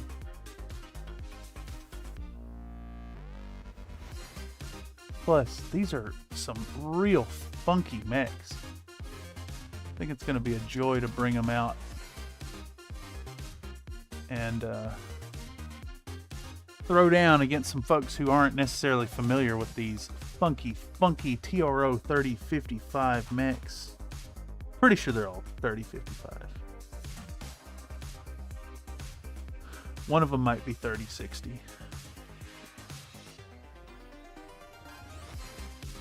The Bloodhound, maybe. I know that other lance is all 3055 stuff. It's nope, I'm not going to tell y'all what it is. You'll just have to join the Discord community, where I've talked about it a bit there. Not going to talk about it on stream. Should be fun though. It's a 10K list. I think it's less models. Pretty sure it's 5 models.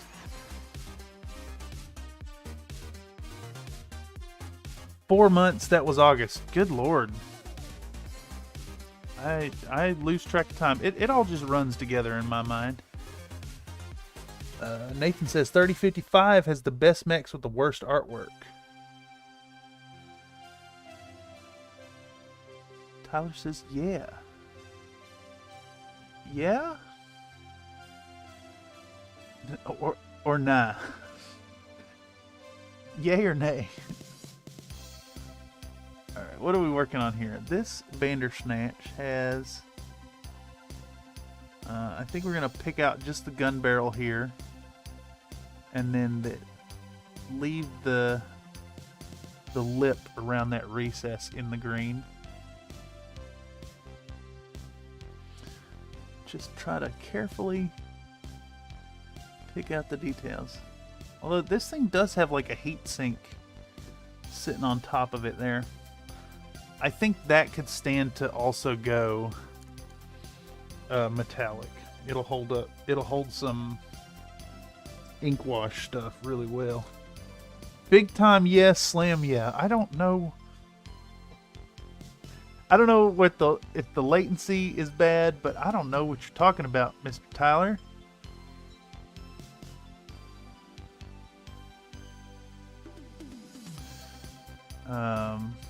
Also, not to put your business out there on Front Street, but Tyler has been helping me with my website lately.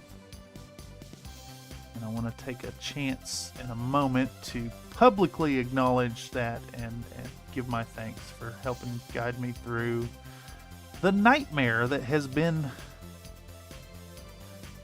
the web host that I'm working with. I ended up having to do a website for my professional development class. And I wanted to save some scratch, and instead of going with like one of the big companies like Wix or Squarespace or whatever and paying, $20 a month for their basic web page, I went with a different host who turned out to be really good at providing domains. Problematic when interacting with Comcast for the hosting, for the web hosting itself. So we've been navigating some issues there, and he really helped get it going. Nathan says using rattle cans in confined spaces. Yeah, I could see dropping a yeah on that. I have been known to occasionally do that. I have a vent fan in my bathroom, so from time to time when I absolutely have to use rattle cans, I will set up the big tarp and turn on that fan and a accessory box fan and go in there with my respirator on and just hit models with the spray can. And after doing that several times, I noticed a pretty bad dust buildup in my bathroom, and have made a concerted effort to invest in a good airbrush setup. Helps you forget the mistakes you make. That is accurate. So there was this moment when I was a kid. I was a young lad. Hanging out at my parents' house in the old garage. It's a separate garage, like a full workshop style garage.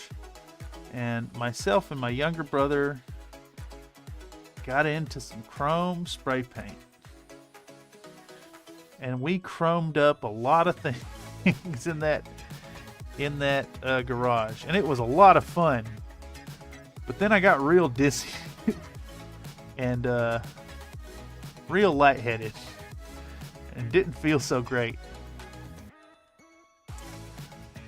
You see, we were spraying all kinds of stuff without any windows or the doors open or anything. My dad was livid at the things we destroyed, but immediately got very concerned about how intoxicated his lads were. So the point of that is, spraying the rattle can in confined spaces doesn't necessarily mean you'll forget the mistakes you made.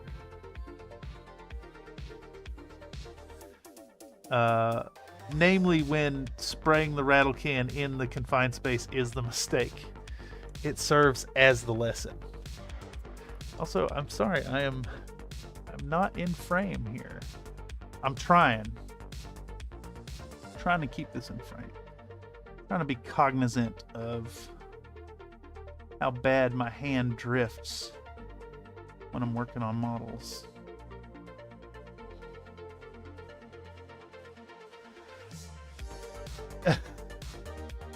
Another Nate says, when I was 3 or 4, I sprayed myself right in the face experimenting with the first can of paint I encountered. Now see, that's a valuable lesson.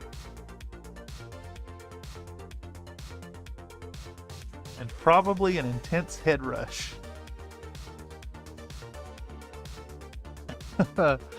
Oh man.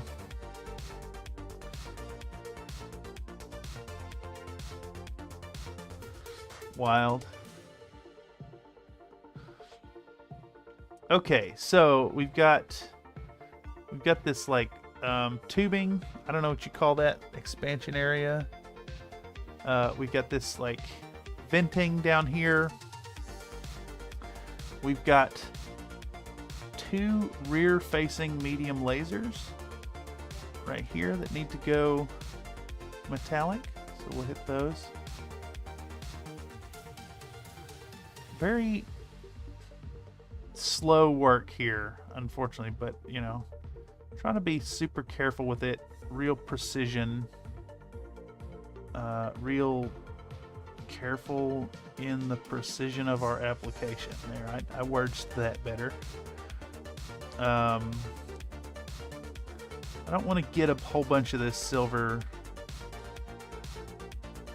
onto the gradient areas, just because, like, you know, you can go in and touch up your mistakes, but it'll be hard to retain that gradient.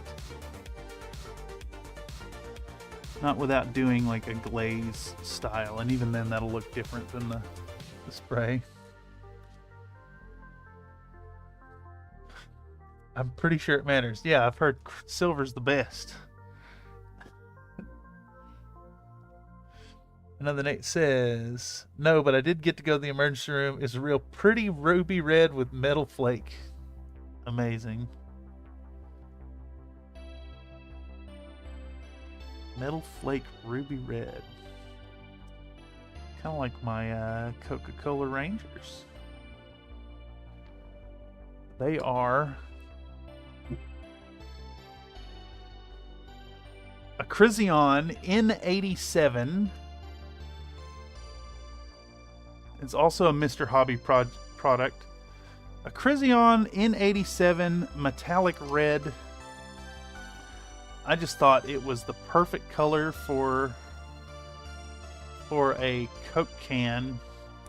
And actually, in honor of your ruby red face incident, I think I'm going to use this here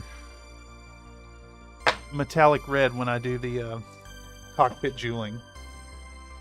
Double toxic with the flake. Yeah.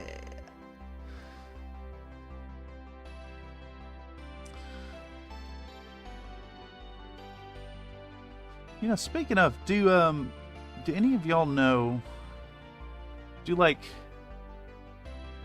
proper enamel spray paints, do they use mica flakes for the metallic? Is it the same as like acrylic paints?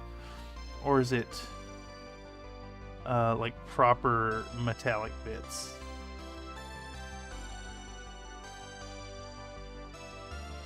I don't know myself.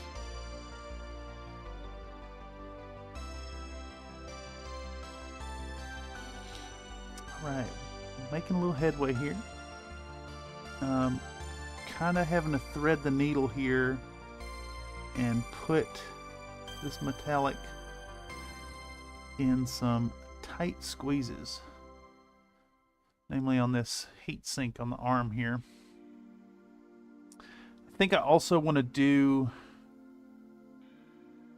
I kind of want to do the heat sinks here in metallic, but I don't see a panel division between here and there. So I think I'm just going to leave it. I think I can get away with just those vents being green. They'll take a little bit of ink wash later. There are these little vents on the toes, so I think we'll do those in metallic. But I'm trying to do a less is more approach here with the metallics, I think. Yeah, less is more is better. They do sometimes. Okay. I bet guess here, but I bet it's brand specific. It's also color specific. I think it comes down to particle size. That makes a lot of sense because, like, you need it to spray through that atomizer nozzle without causing any issue, and also, you know, without preventing the paint from spreading evenly or whatnot. I'm using this here metal color and thinking of that because this has got really tiny mica flake in it because it's, you know, it's designed to be sprayed through an airbrush, but like the whole gimmick is mica. Just a passing thought. Okay, so I think that's enough silver on the Bandersnatch. We've got the LRM5s. We've got the gun ports on both weapons. We got the heat sinks on the tops and the sides of the arms. We got this whole venting, this butt lump, whatever this is supposed to be. I bet it's a heat sink of some sort. We've got the like Under Armour ribbing on the ankles.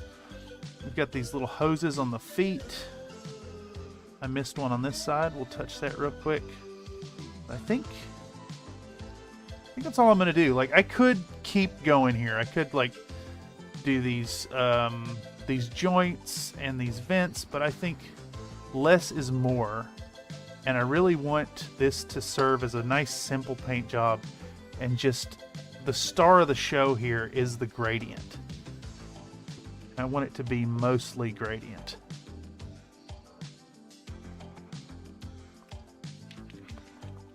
They get crazy with the chemistry behind those flakes and how they lay. Interesting. Could be ballast. Oh, that's... yeah, that makes sense on that lad.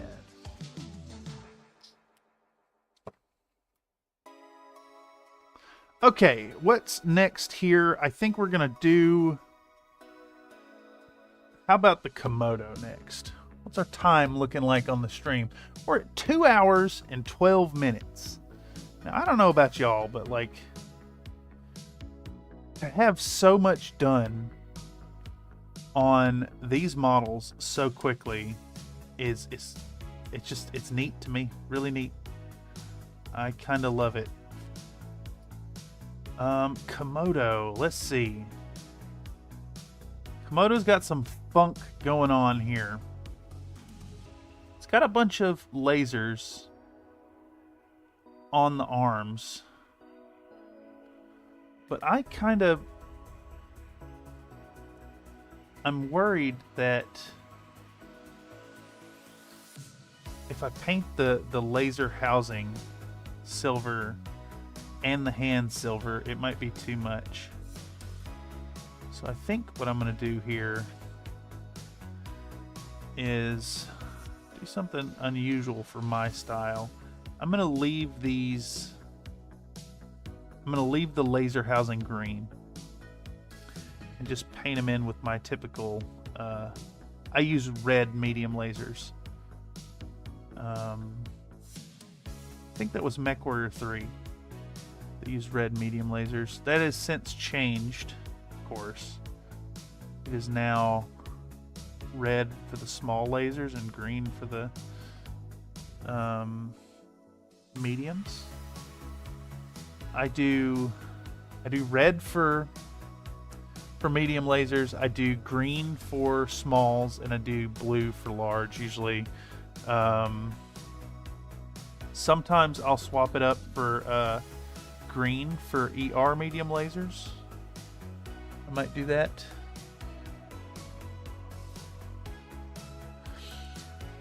The butt lump, yeah. I got that. I got that, another Nate. The butt lump is indeed ballast. That's canon in my mind now. Did you fix the depth of field on your camera? You were having focus troubles with the Irby stream. No, I think this webcam is just kind of temperamental. Sometimes it wants to work, sometimes it don't. And would you believe I've gotten all this way and I've discovered a piece of flash on this guy's hand. So I'm about to clip that off And it's a good thing that this is a part that's going to be going silver. Because this is not the time to discover that, that's for sure. This is going to be paint going on to unprimered metal. But honestly, I think this bit right here is close enough to the interior edges that it won't get rubbed on anything.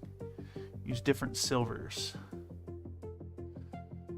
Different silvers to create some definition between the hands and the laser housing. That is a good way to handle it. But I think in this case, I'm trying to do as little work as possible to achieve the final result. As few colors as possible. I think that's kind of quickly becoming the theme of this paint up, at least the video theme for it. It's gonna be something like working title, simplify your paint jobs to get your army done by the weekend, or something like that. Grime those fists extra hard. Yeah, exactly. Well, I think I'm definitely gonna do an oil wash. And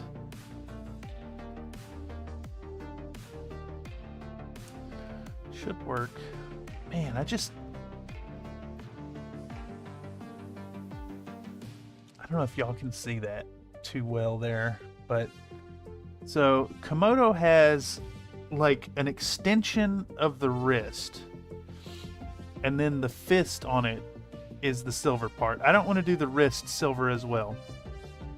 And at its base, each of the arms have all these lasers all around that. I just like, there's no lip, there's no definition that would look good with silver, in my opinion. You know what? No, I'm just gonna paint them silver. What am I worried about? So I'm gonna make this whole little platform here silver with this green arm sticking out of it. Just, it's gonna look strange. It's gonna look strange, but it's fine. Whatever.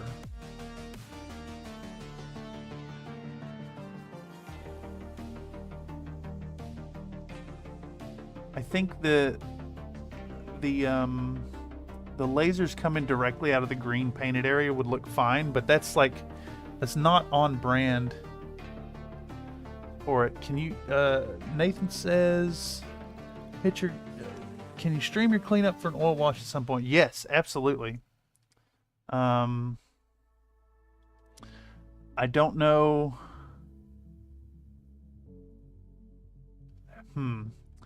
I might have to do that. I say absolutely, but like, I might have to time that with a stream. 'Cause it's usually like,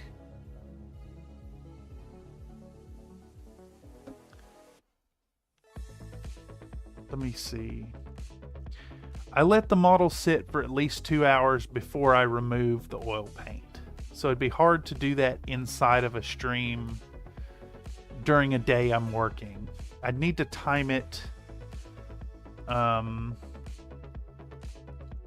need to time it for a stream. I could do a video on oil wash. I think that might be the best way.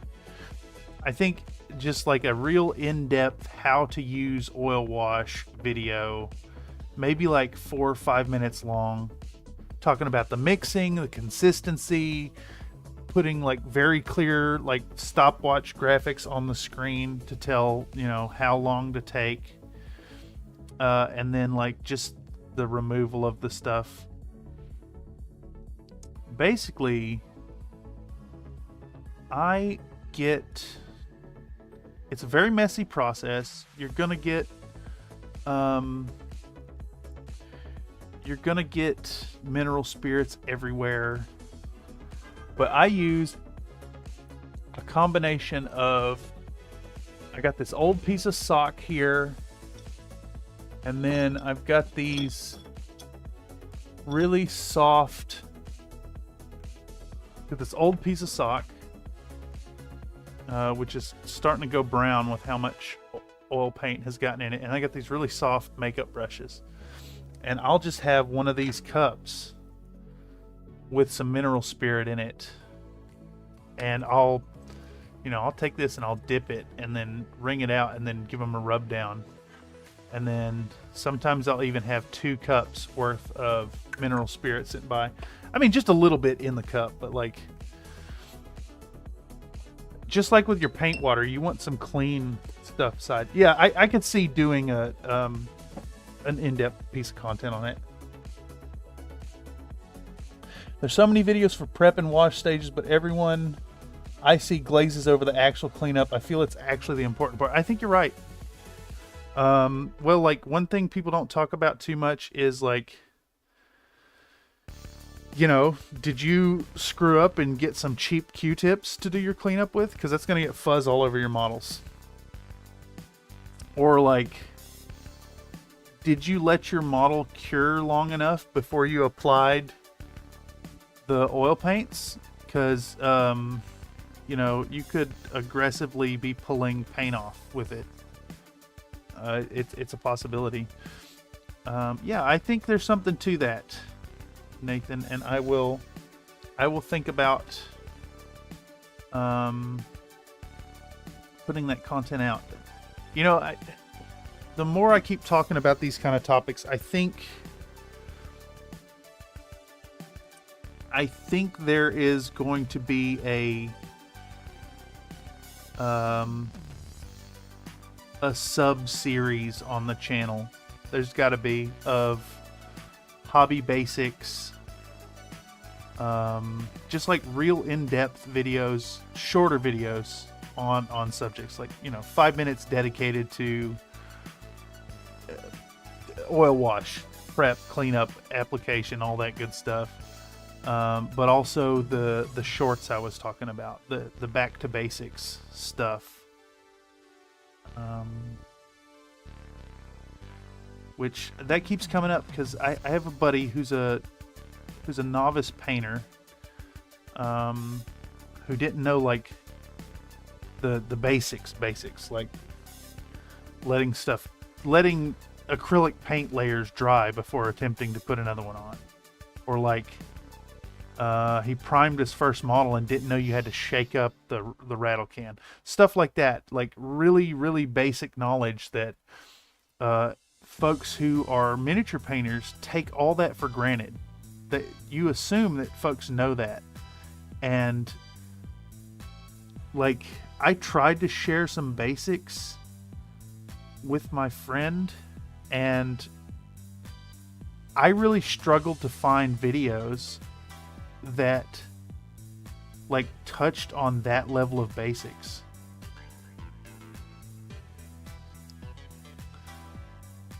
Like, come on, Lila Mev has a back to basics video, and it's like, it assumes you've already been painting for fucking 10 years or whatever. Tabletop time frequently go in depth with their after wash treatment. That's good to know. I'll have to look into some of their content on that. Rattle can enamel cures in like 2 hours and it'll hold up to clean strip mineral spirits. It's the hottest spirits I use in a mini application, but I use it for cleaning. I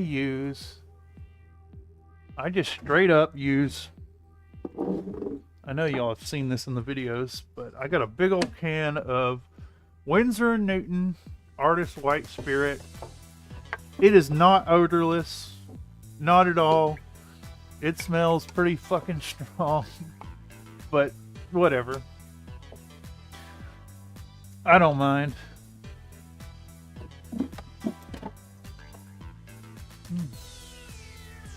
I'm a greasy, grimy lad. It don't bother me none. I mean, it might kill some brain cells. But yeah, it does. I'm not worried about going easy on my models. You know, if I'm putting an oil wash on the models, I'm already like putting that paint job in danger. There's only so much control you can have over that process. Might as well use the good stuff when you're cleaning it up. I mean, heck, I use acetone to clean my airbrush.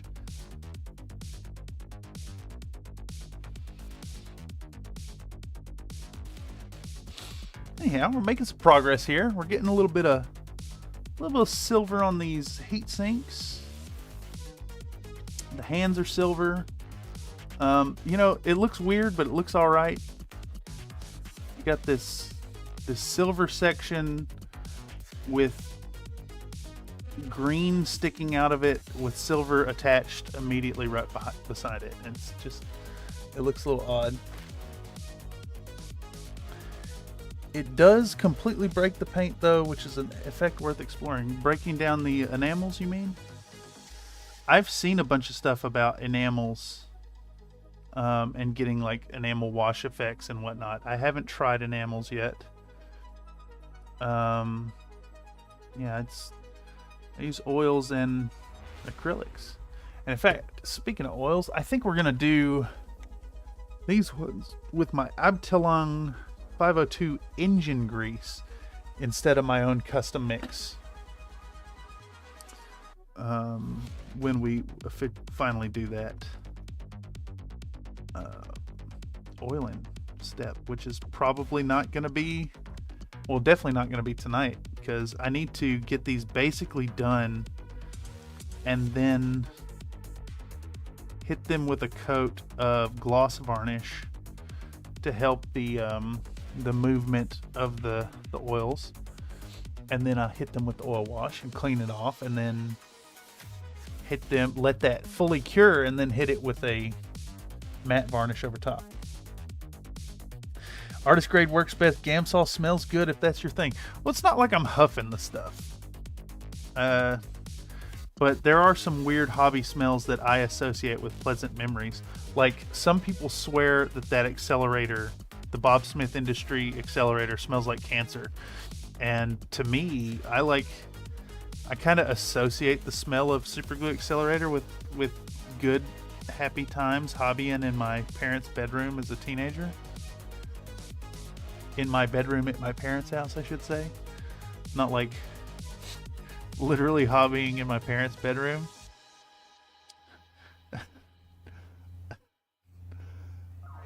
Imagine you're a parent of a 12-year-old and you come home from a long day at work and your kid is there fresh off the bus and has taken up residency in your bedroom and has taken it over to do their hobby in. I'd really lean more towards an ink wash with that lovely emerald. Yeah, I think you could be onto something. You know, here, I'll put it back up on the screen again. The example that this is all kind of based on, this here Bloodhound, to me looks like they've done like a desaturated super bright green, kind of in the yellowy territory, almost like what I've got here, but then it looks like they've got a green wash going into the crevices.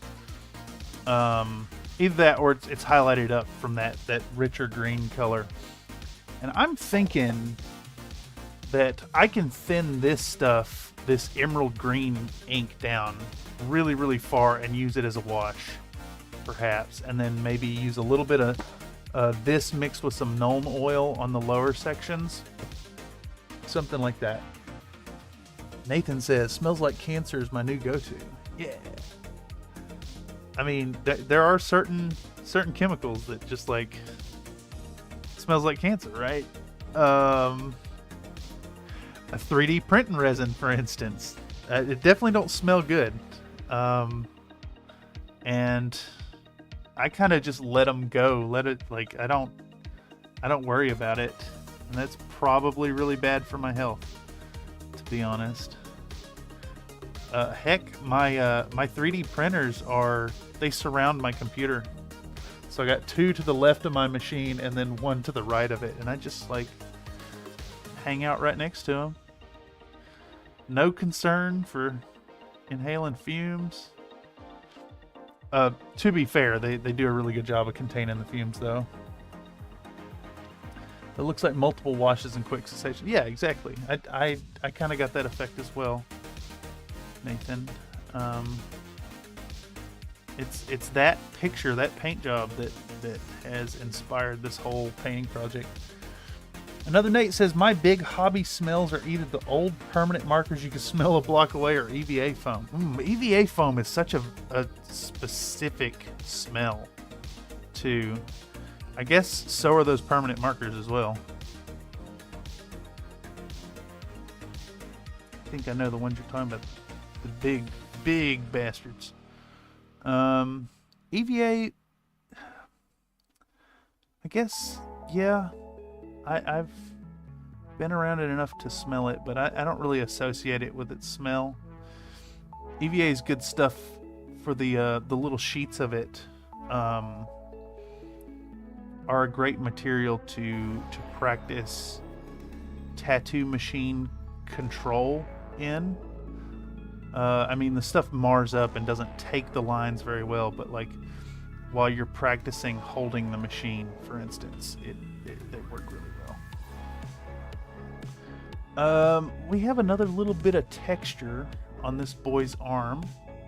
I think I'm going to make those silver as well. Basically, I'm looking for heavily textured areas that could ostensibly serve as heat sinks and then give them the silver treatment. But again, like I mentioned earlier, we're trying to do less is more. I really want the gradient to shine on these lads.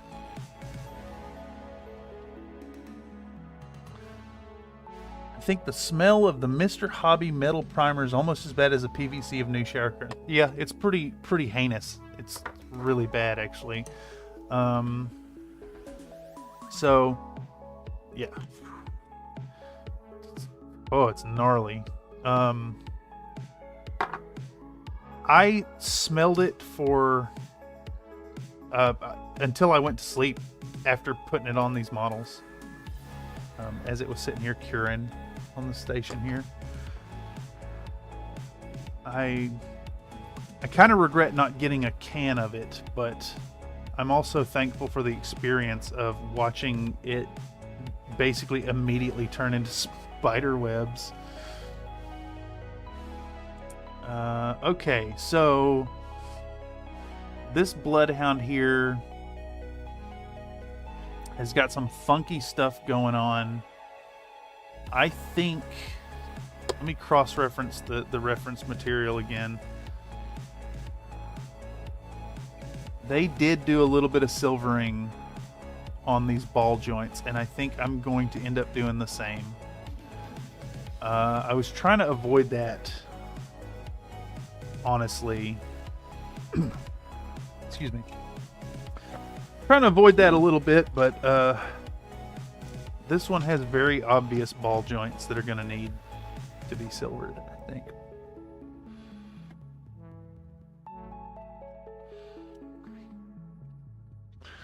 Another Nate says, that's a weird thing. I never smelled or even touched craft foam until 9 months ago. How does it smell like childhood? Well, we never met. We never met. That is interesting. It's just like, I don't know, your brain's making these fun connections and associations. It is the smell of schoolyard crafts for you or something like that. Okay. Let's see. Let me get some more light on this guy. This one's got some really harsh shadows for the white balance. Yeah, this one has some very obvious ball joints. It's gonna have to go silver. We're going to do at least the knee and the ankle.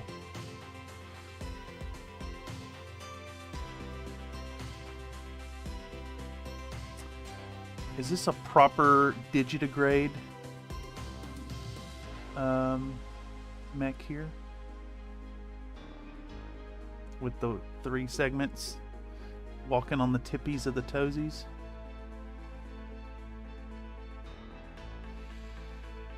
Isn't that the opposite of plantigrade, right? That if you walk on your heel to toe is plantigrade, and then digitigrade is you walk on the balls of your feet.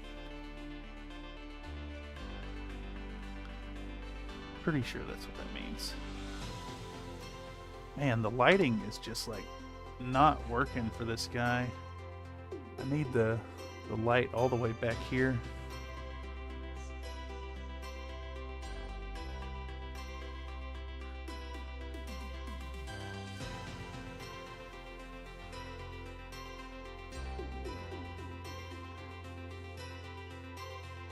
Unguligrade. Digitigrade is fingertips. Makes sense. And like the proper like backwards legs that we see on mechs and stuff doesn't actually exist in nature. As far as I know. Aren't the big foam letters for little kids made from EVA? That sounds correct. I can't speak to the veracity of that statement, but it does sound correct. I'm pretty sure it's accurate. Those floor mats, the like puzzle piece floor mats as well.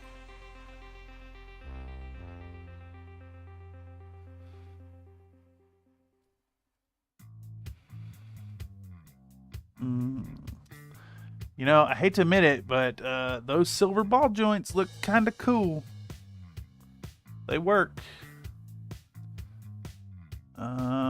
Yep, they sure do. There's also these like gigantic screws here, it looks like.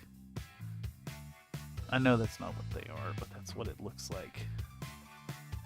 They're gonna go silver. We're gonna do the hand silver just like the other mechs, just fully silvered out. They look great when you silver out the hands and then hit it with an ink wash. So good. That depth instant happens. Horses are ungulate. Yeah.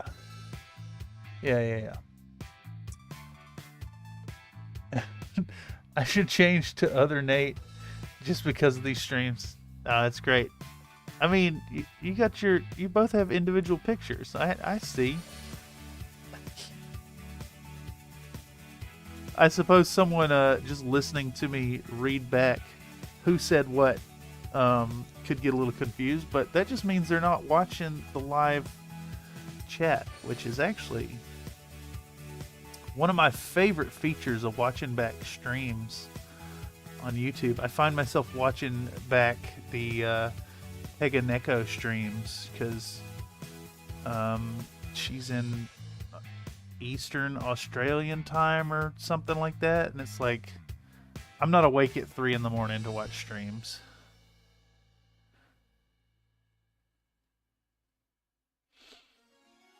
So it's kind of cool to be able to go back and watch the streams as if you were just watching a video on YouTube and then also getting the live chat replay. I meant because Hoofy. This guy is Hoofy. Oh, wait. I missed that entirely. Yes, Hoofy.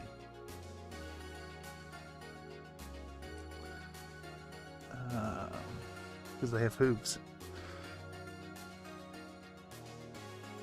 Silly. All right, we're making progress. This is, you know, slowed down considerably doing the precision work. So I think this will be a point of discussion in the video itself. The whole like, maybe I'll change up the music or something and change the pacing of the project. Be like, as fun as the airbrush is, there's going to come a time where you got to get out your brush and do the work just like you've done so far. Slows it down, does a key change.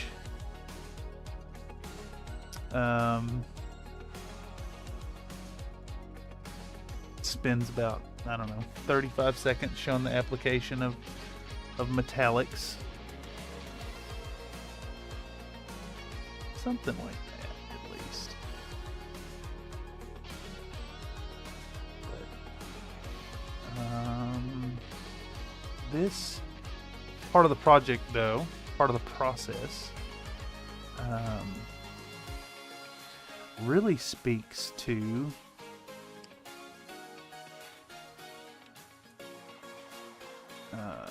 well, for one, the fact that I wasn't recording any of that. Just holy moly, really? Just painted all that thinking I had it recording. And I did not. No, it speaks to the utility of a good sized brush like this 2 here. I used to be of the opinion that, you know, small model, small brush. And that is definitely not the case. They're called ungulates because their toes, if I remember right, the whole thread checks out. Yeah, because their tarsals are fused together. Man, I love the amount of science that's happening here. This is proudly nerd territory. I am pleased.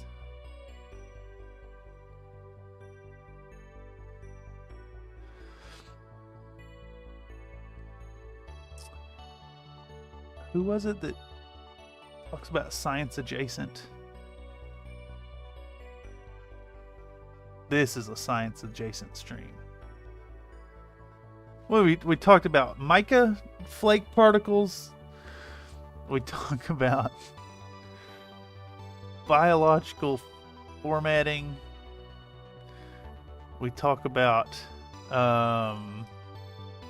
chemical interaction between solvents and substances. This is good stuff. Y'all are a blast. Who's entertaining who here? I should be paying y'all for channel. It's funny because I did just pay for channel membership. It's good stuff. Good stuff. Big fan. Well, just about got the silver done on this lad. Man, I think I've got to stick with my guns here and do the ribbing in silver as well. This mech is kind of abandoning the whole less is more silvering.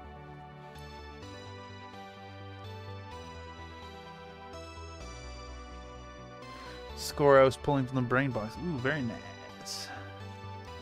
Earlier we talked about getting high with aerosols. Yes, which is something that you definitely should not concentrate and inhale materials. It's a great way to kill your brain cells. It's what happens when an author shows up. I do so much research, it even confuses me. Some of the stuff comes out of my head. Yes. I mean, how much control do you actually have over what random factoids stick and which ones bounce off your brain? For instance, I cannot recall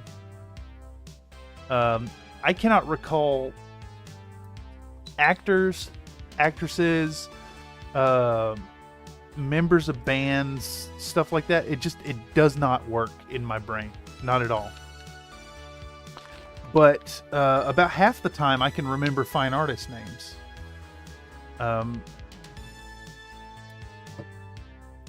Now, how much of that is repetition and studying in classes, of course. Actually, I'd say probably 100% of that, but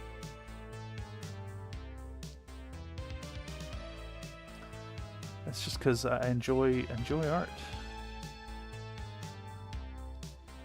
I actually did not give a damn about art history at all until I took 3 semesters of Western art history at City College of San Francisco. And I didn't realize I only needed 1 semester. But I took 3, and it was great to get this like idea of art from basically like the Paleolithic era on to the 1960s or thereabouts. It's kind of cool. No control whatsoever. If I look it up on purpose, it never leaves. Yeah, exactly. I guess back on the topic of like forgetting actors and musicians and whatnot. It's not like, you know, I enjoy films. I enjoy music. But they don't stick like artists do.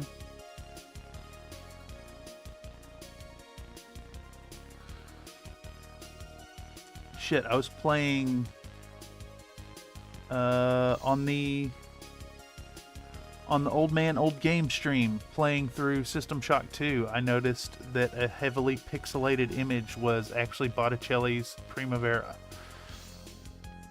Why can I remember Botticelli?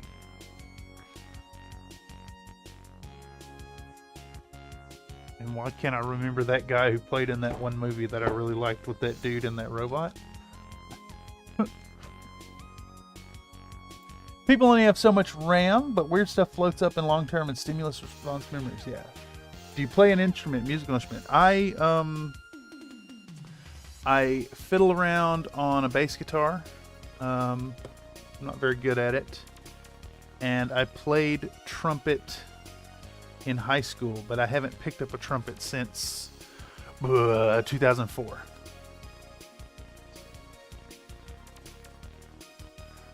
So I have played musical instrument, don't play currently.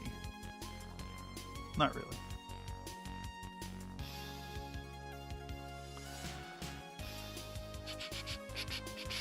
I think these last ball joints need to also go silver. I really was trying to avoid getting so much silver on this model, but it can't be avoided. It will look strange if they don't go silver.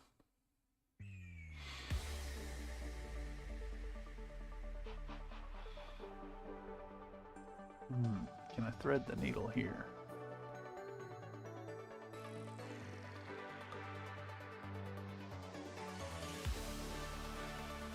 This is one of those moments where I would actually probably be painting the model like this, looking down under my glasses, if I didn't have the stream camera to think about. I don't know if y'all ever paint your models real close to your face, but I do from time to time. Damn, this silver's slow going. Play piano and flute.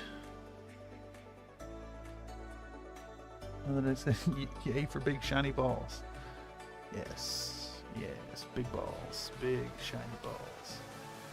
The brightest and the shiniest balls. I need them to gleam and to blind my opponents as I charge into battle in the nude. I think of the whole Witness Me scene from Fury Road, the riding into Valhalla shiny, but you just have chrome spray painted your balls and you charge into battle like a Gallic warrior. Yes. Big shiny metallic ball. we're not immature here. No, no. This is highbrow humor. Okay. That is the Bloodhound silvered up. That is the Bandersnatch and the Salamander and the Komodo. We just need to repeat the same process 2 more times on these here. Striker light tanks. And then we're done with the silver and can move on to another color. And I'm checking my time. We're at 2 hours and 50 minutes.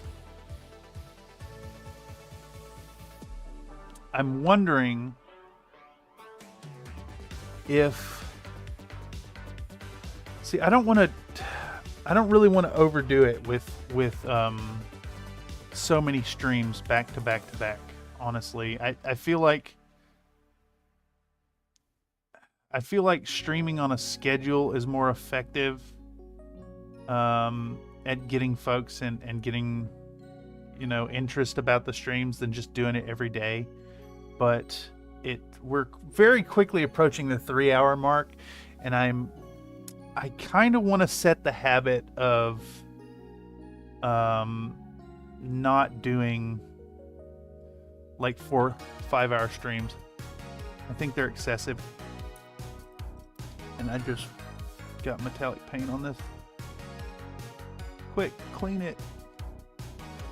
And yes, I am sucking the paint off this brush. This is the quickest way to deal with my problem. Don't eat your brush, don't eat your paint. But, you know, sometimes licking the brush is a great way to clean up your mistakes. Sounds like a B-level porn satire, Mad Max. Nathan says, I play mini, but not the flute. Hats off to flautists, but I can't make it make nice sounds. It's a tough one. My younger sister played flute in middle school, and I tried to make it make noises, and it was rough. A no.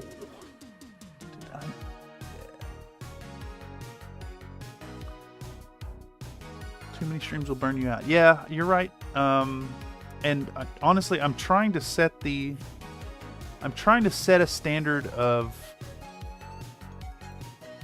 a regular stream. I would like to build a stream community,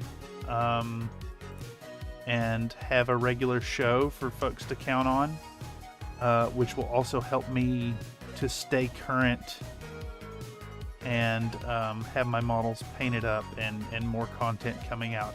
I actually was planning on trying to edit a video this week as well, but I really want these models painted for Sunday. And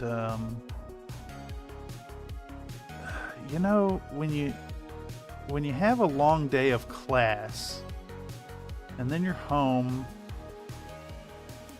it's hard to motivate yourself to do like 8 hours of work after a full day of work. If that makes any sense. I know that some people like really enjoy the hobby for unwinding, but I think I struggle with it sometimes. It feels tedious and repetitive and like work. So, for the sake of my mental health, I think a 3-hour session is really nice. You strive to get what you can done and then shelf it for later.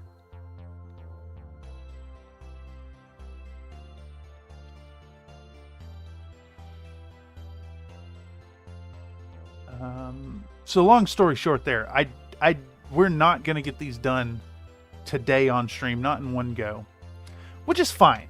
Today's stream was more about talking about the gradients and how you could achieve them yourself with the airbrush. I will get these done. I will post some fun pictures. But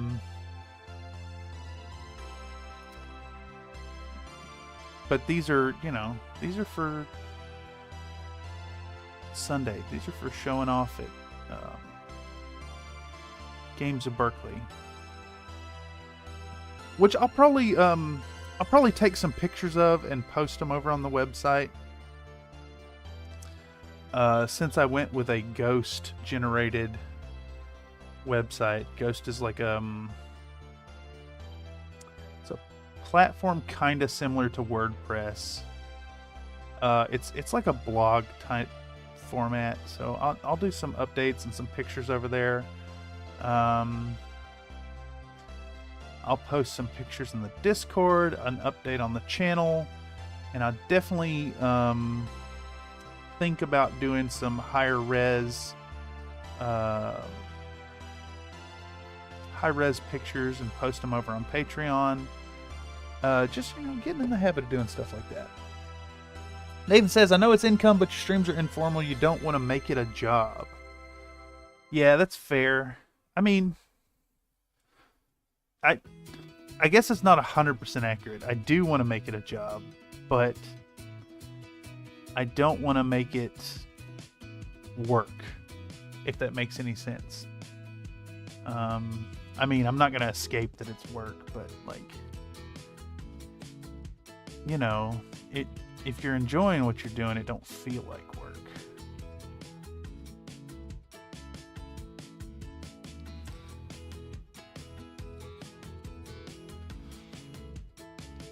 Funny, but it takes a tremendous amount of work to put out miniature painting content.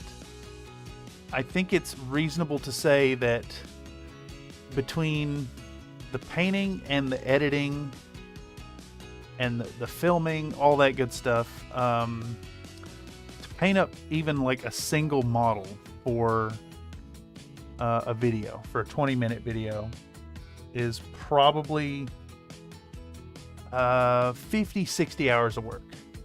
Easy. And then, there are lunatics who do this every week or something similar. I imagine you just go completely insane trying to do that much. But I digress. Yeah, I think what we're going to do, though, is I'm going to put the last bit of silver on this next striker tank. And I think we're going to establish the standard of the 3-hour stream and not go overboard. Call it right at the end of this the second striker-like tank.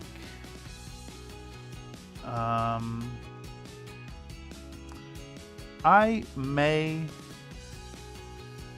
may do a Discord hangout tomorrow. Now that I think about it, I'll stream for Discord members in the Discord. I think that might be a good spot to do it instead of doing a whole formal YouTube post. I want to stick to the schedule. Don't want to overwhelm folks. But going forward, I think we're looking at a Wednesday stream. Looking at a Wednesday 6 p.m. for the hobby stream. We're going to be doing the Monday night Infinity live gaming. That's going to be every other Monday. It's twice a month, basically.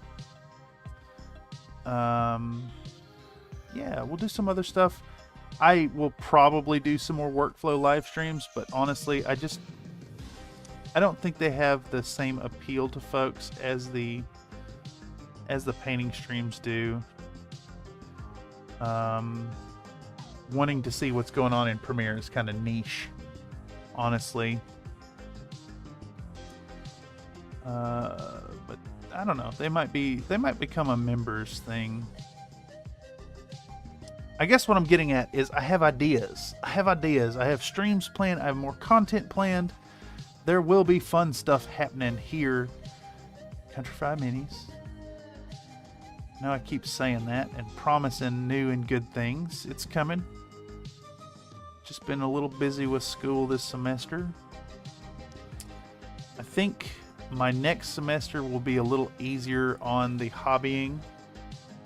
I am gearing up for 2 different classes of printmaking, so that will be exclusive to in-class work instead of, like, you know, all this crap I gotta do for class.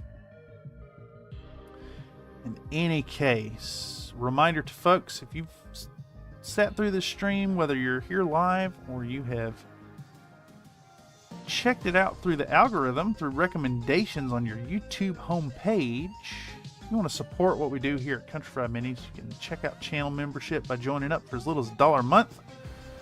We also have a Patreon. It's linked down below. I believe it's in the description. If not, you can check out our information over at countryfriedminis.com, where you can also get contact information if you need to get in touch with me directly, a link to join up on the Discord, merchandising, as well as commissions. If you want to get your own commission from me and maybe even have it painted up on a video here on the channel, check out my gig over at Fiverr.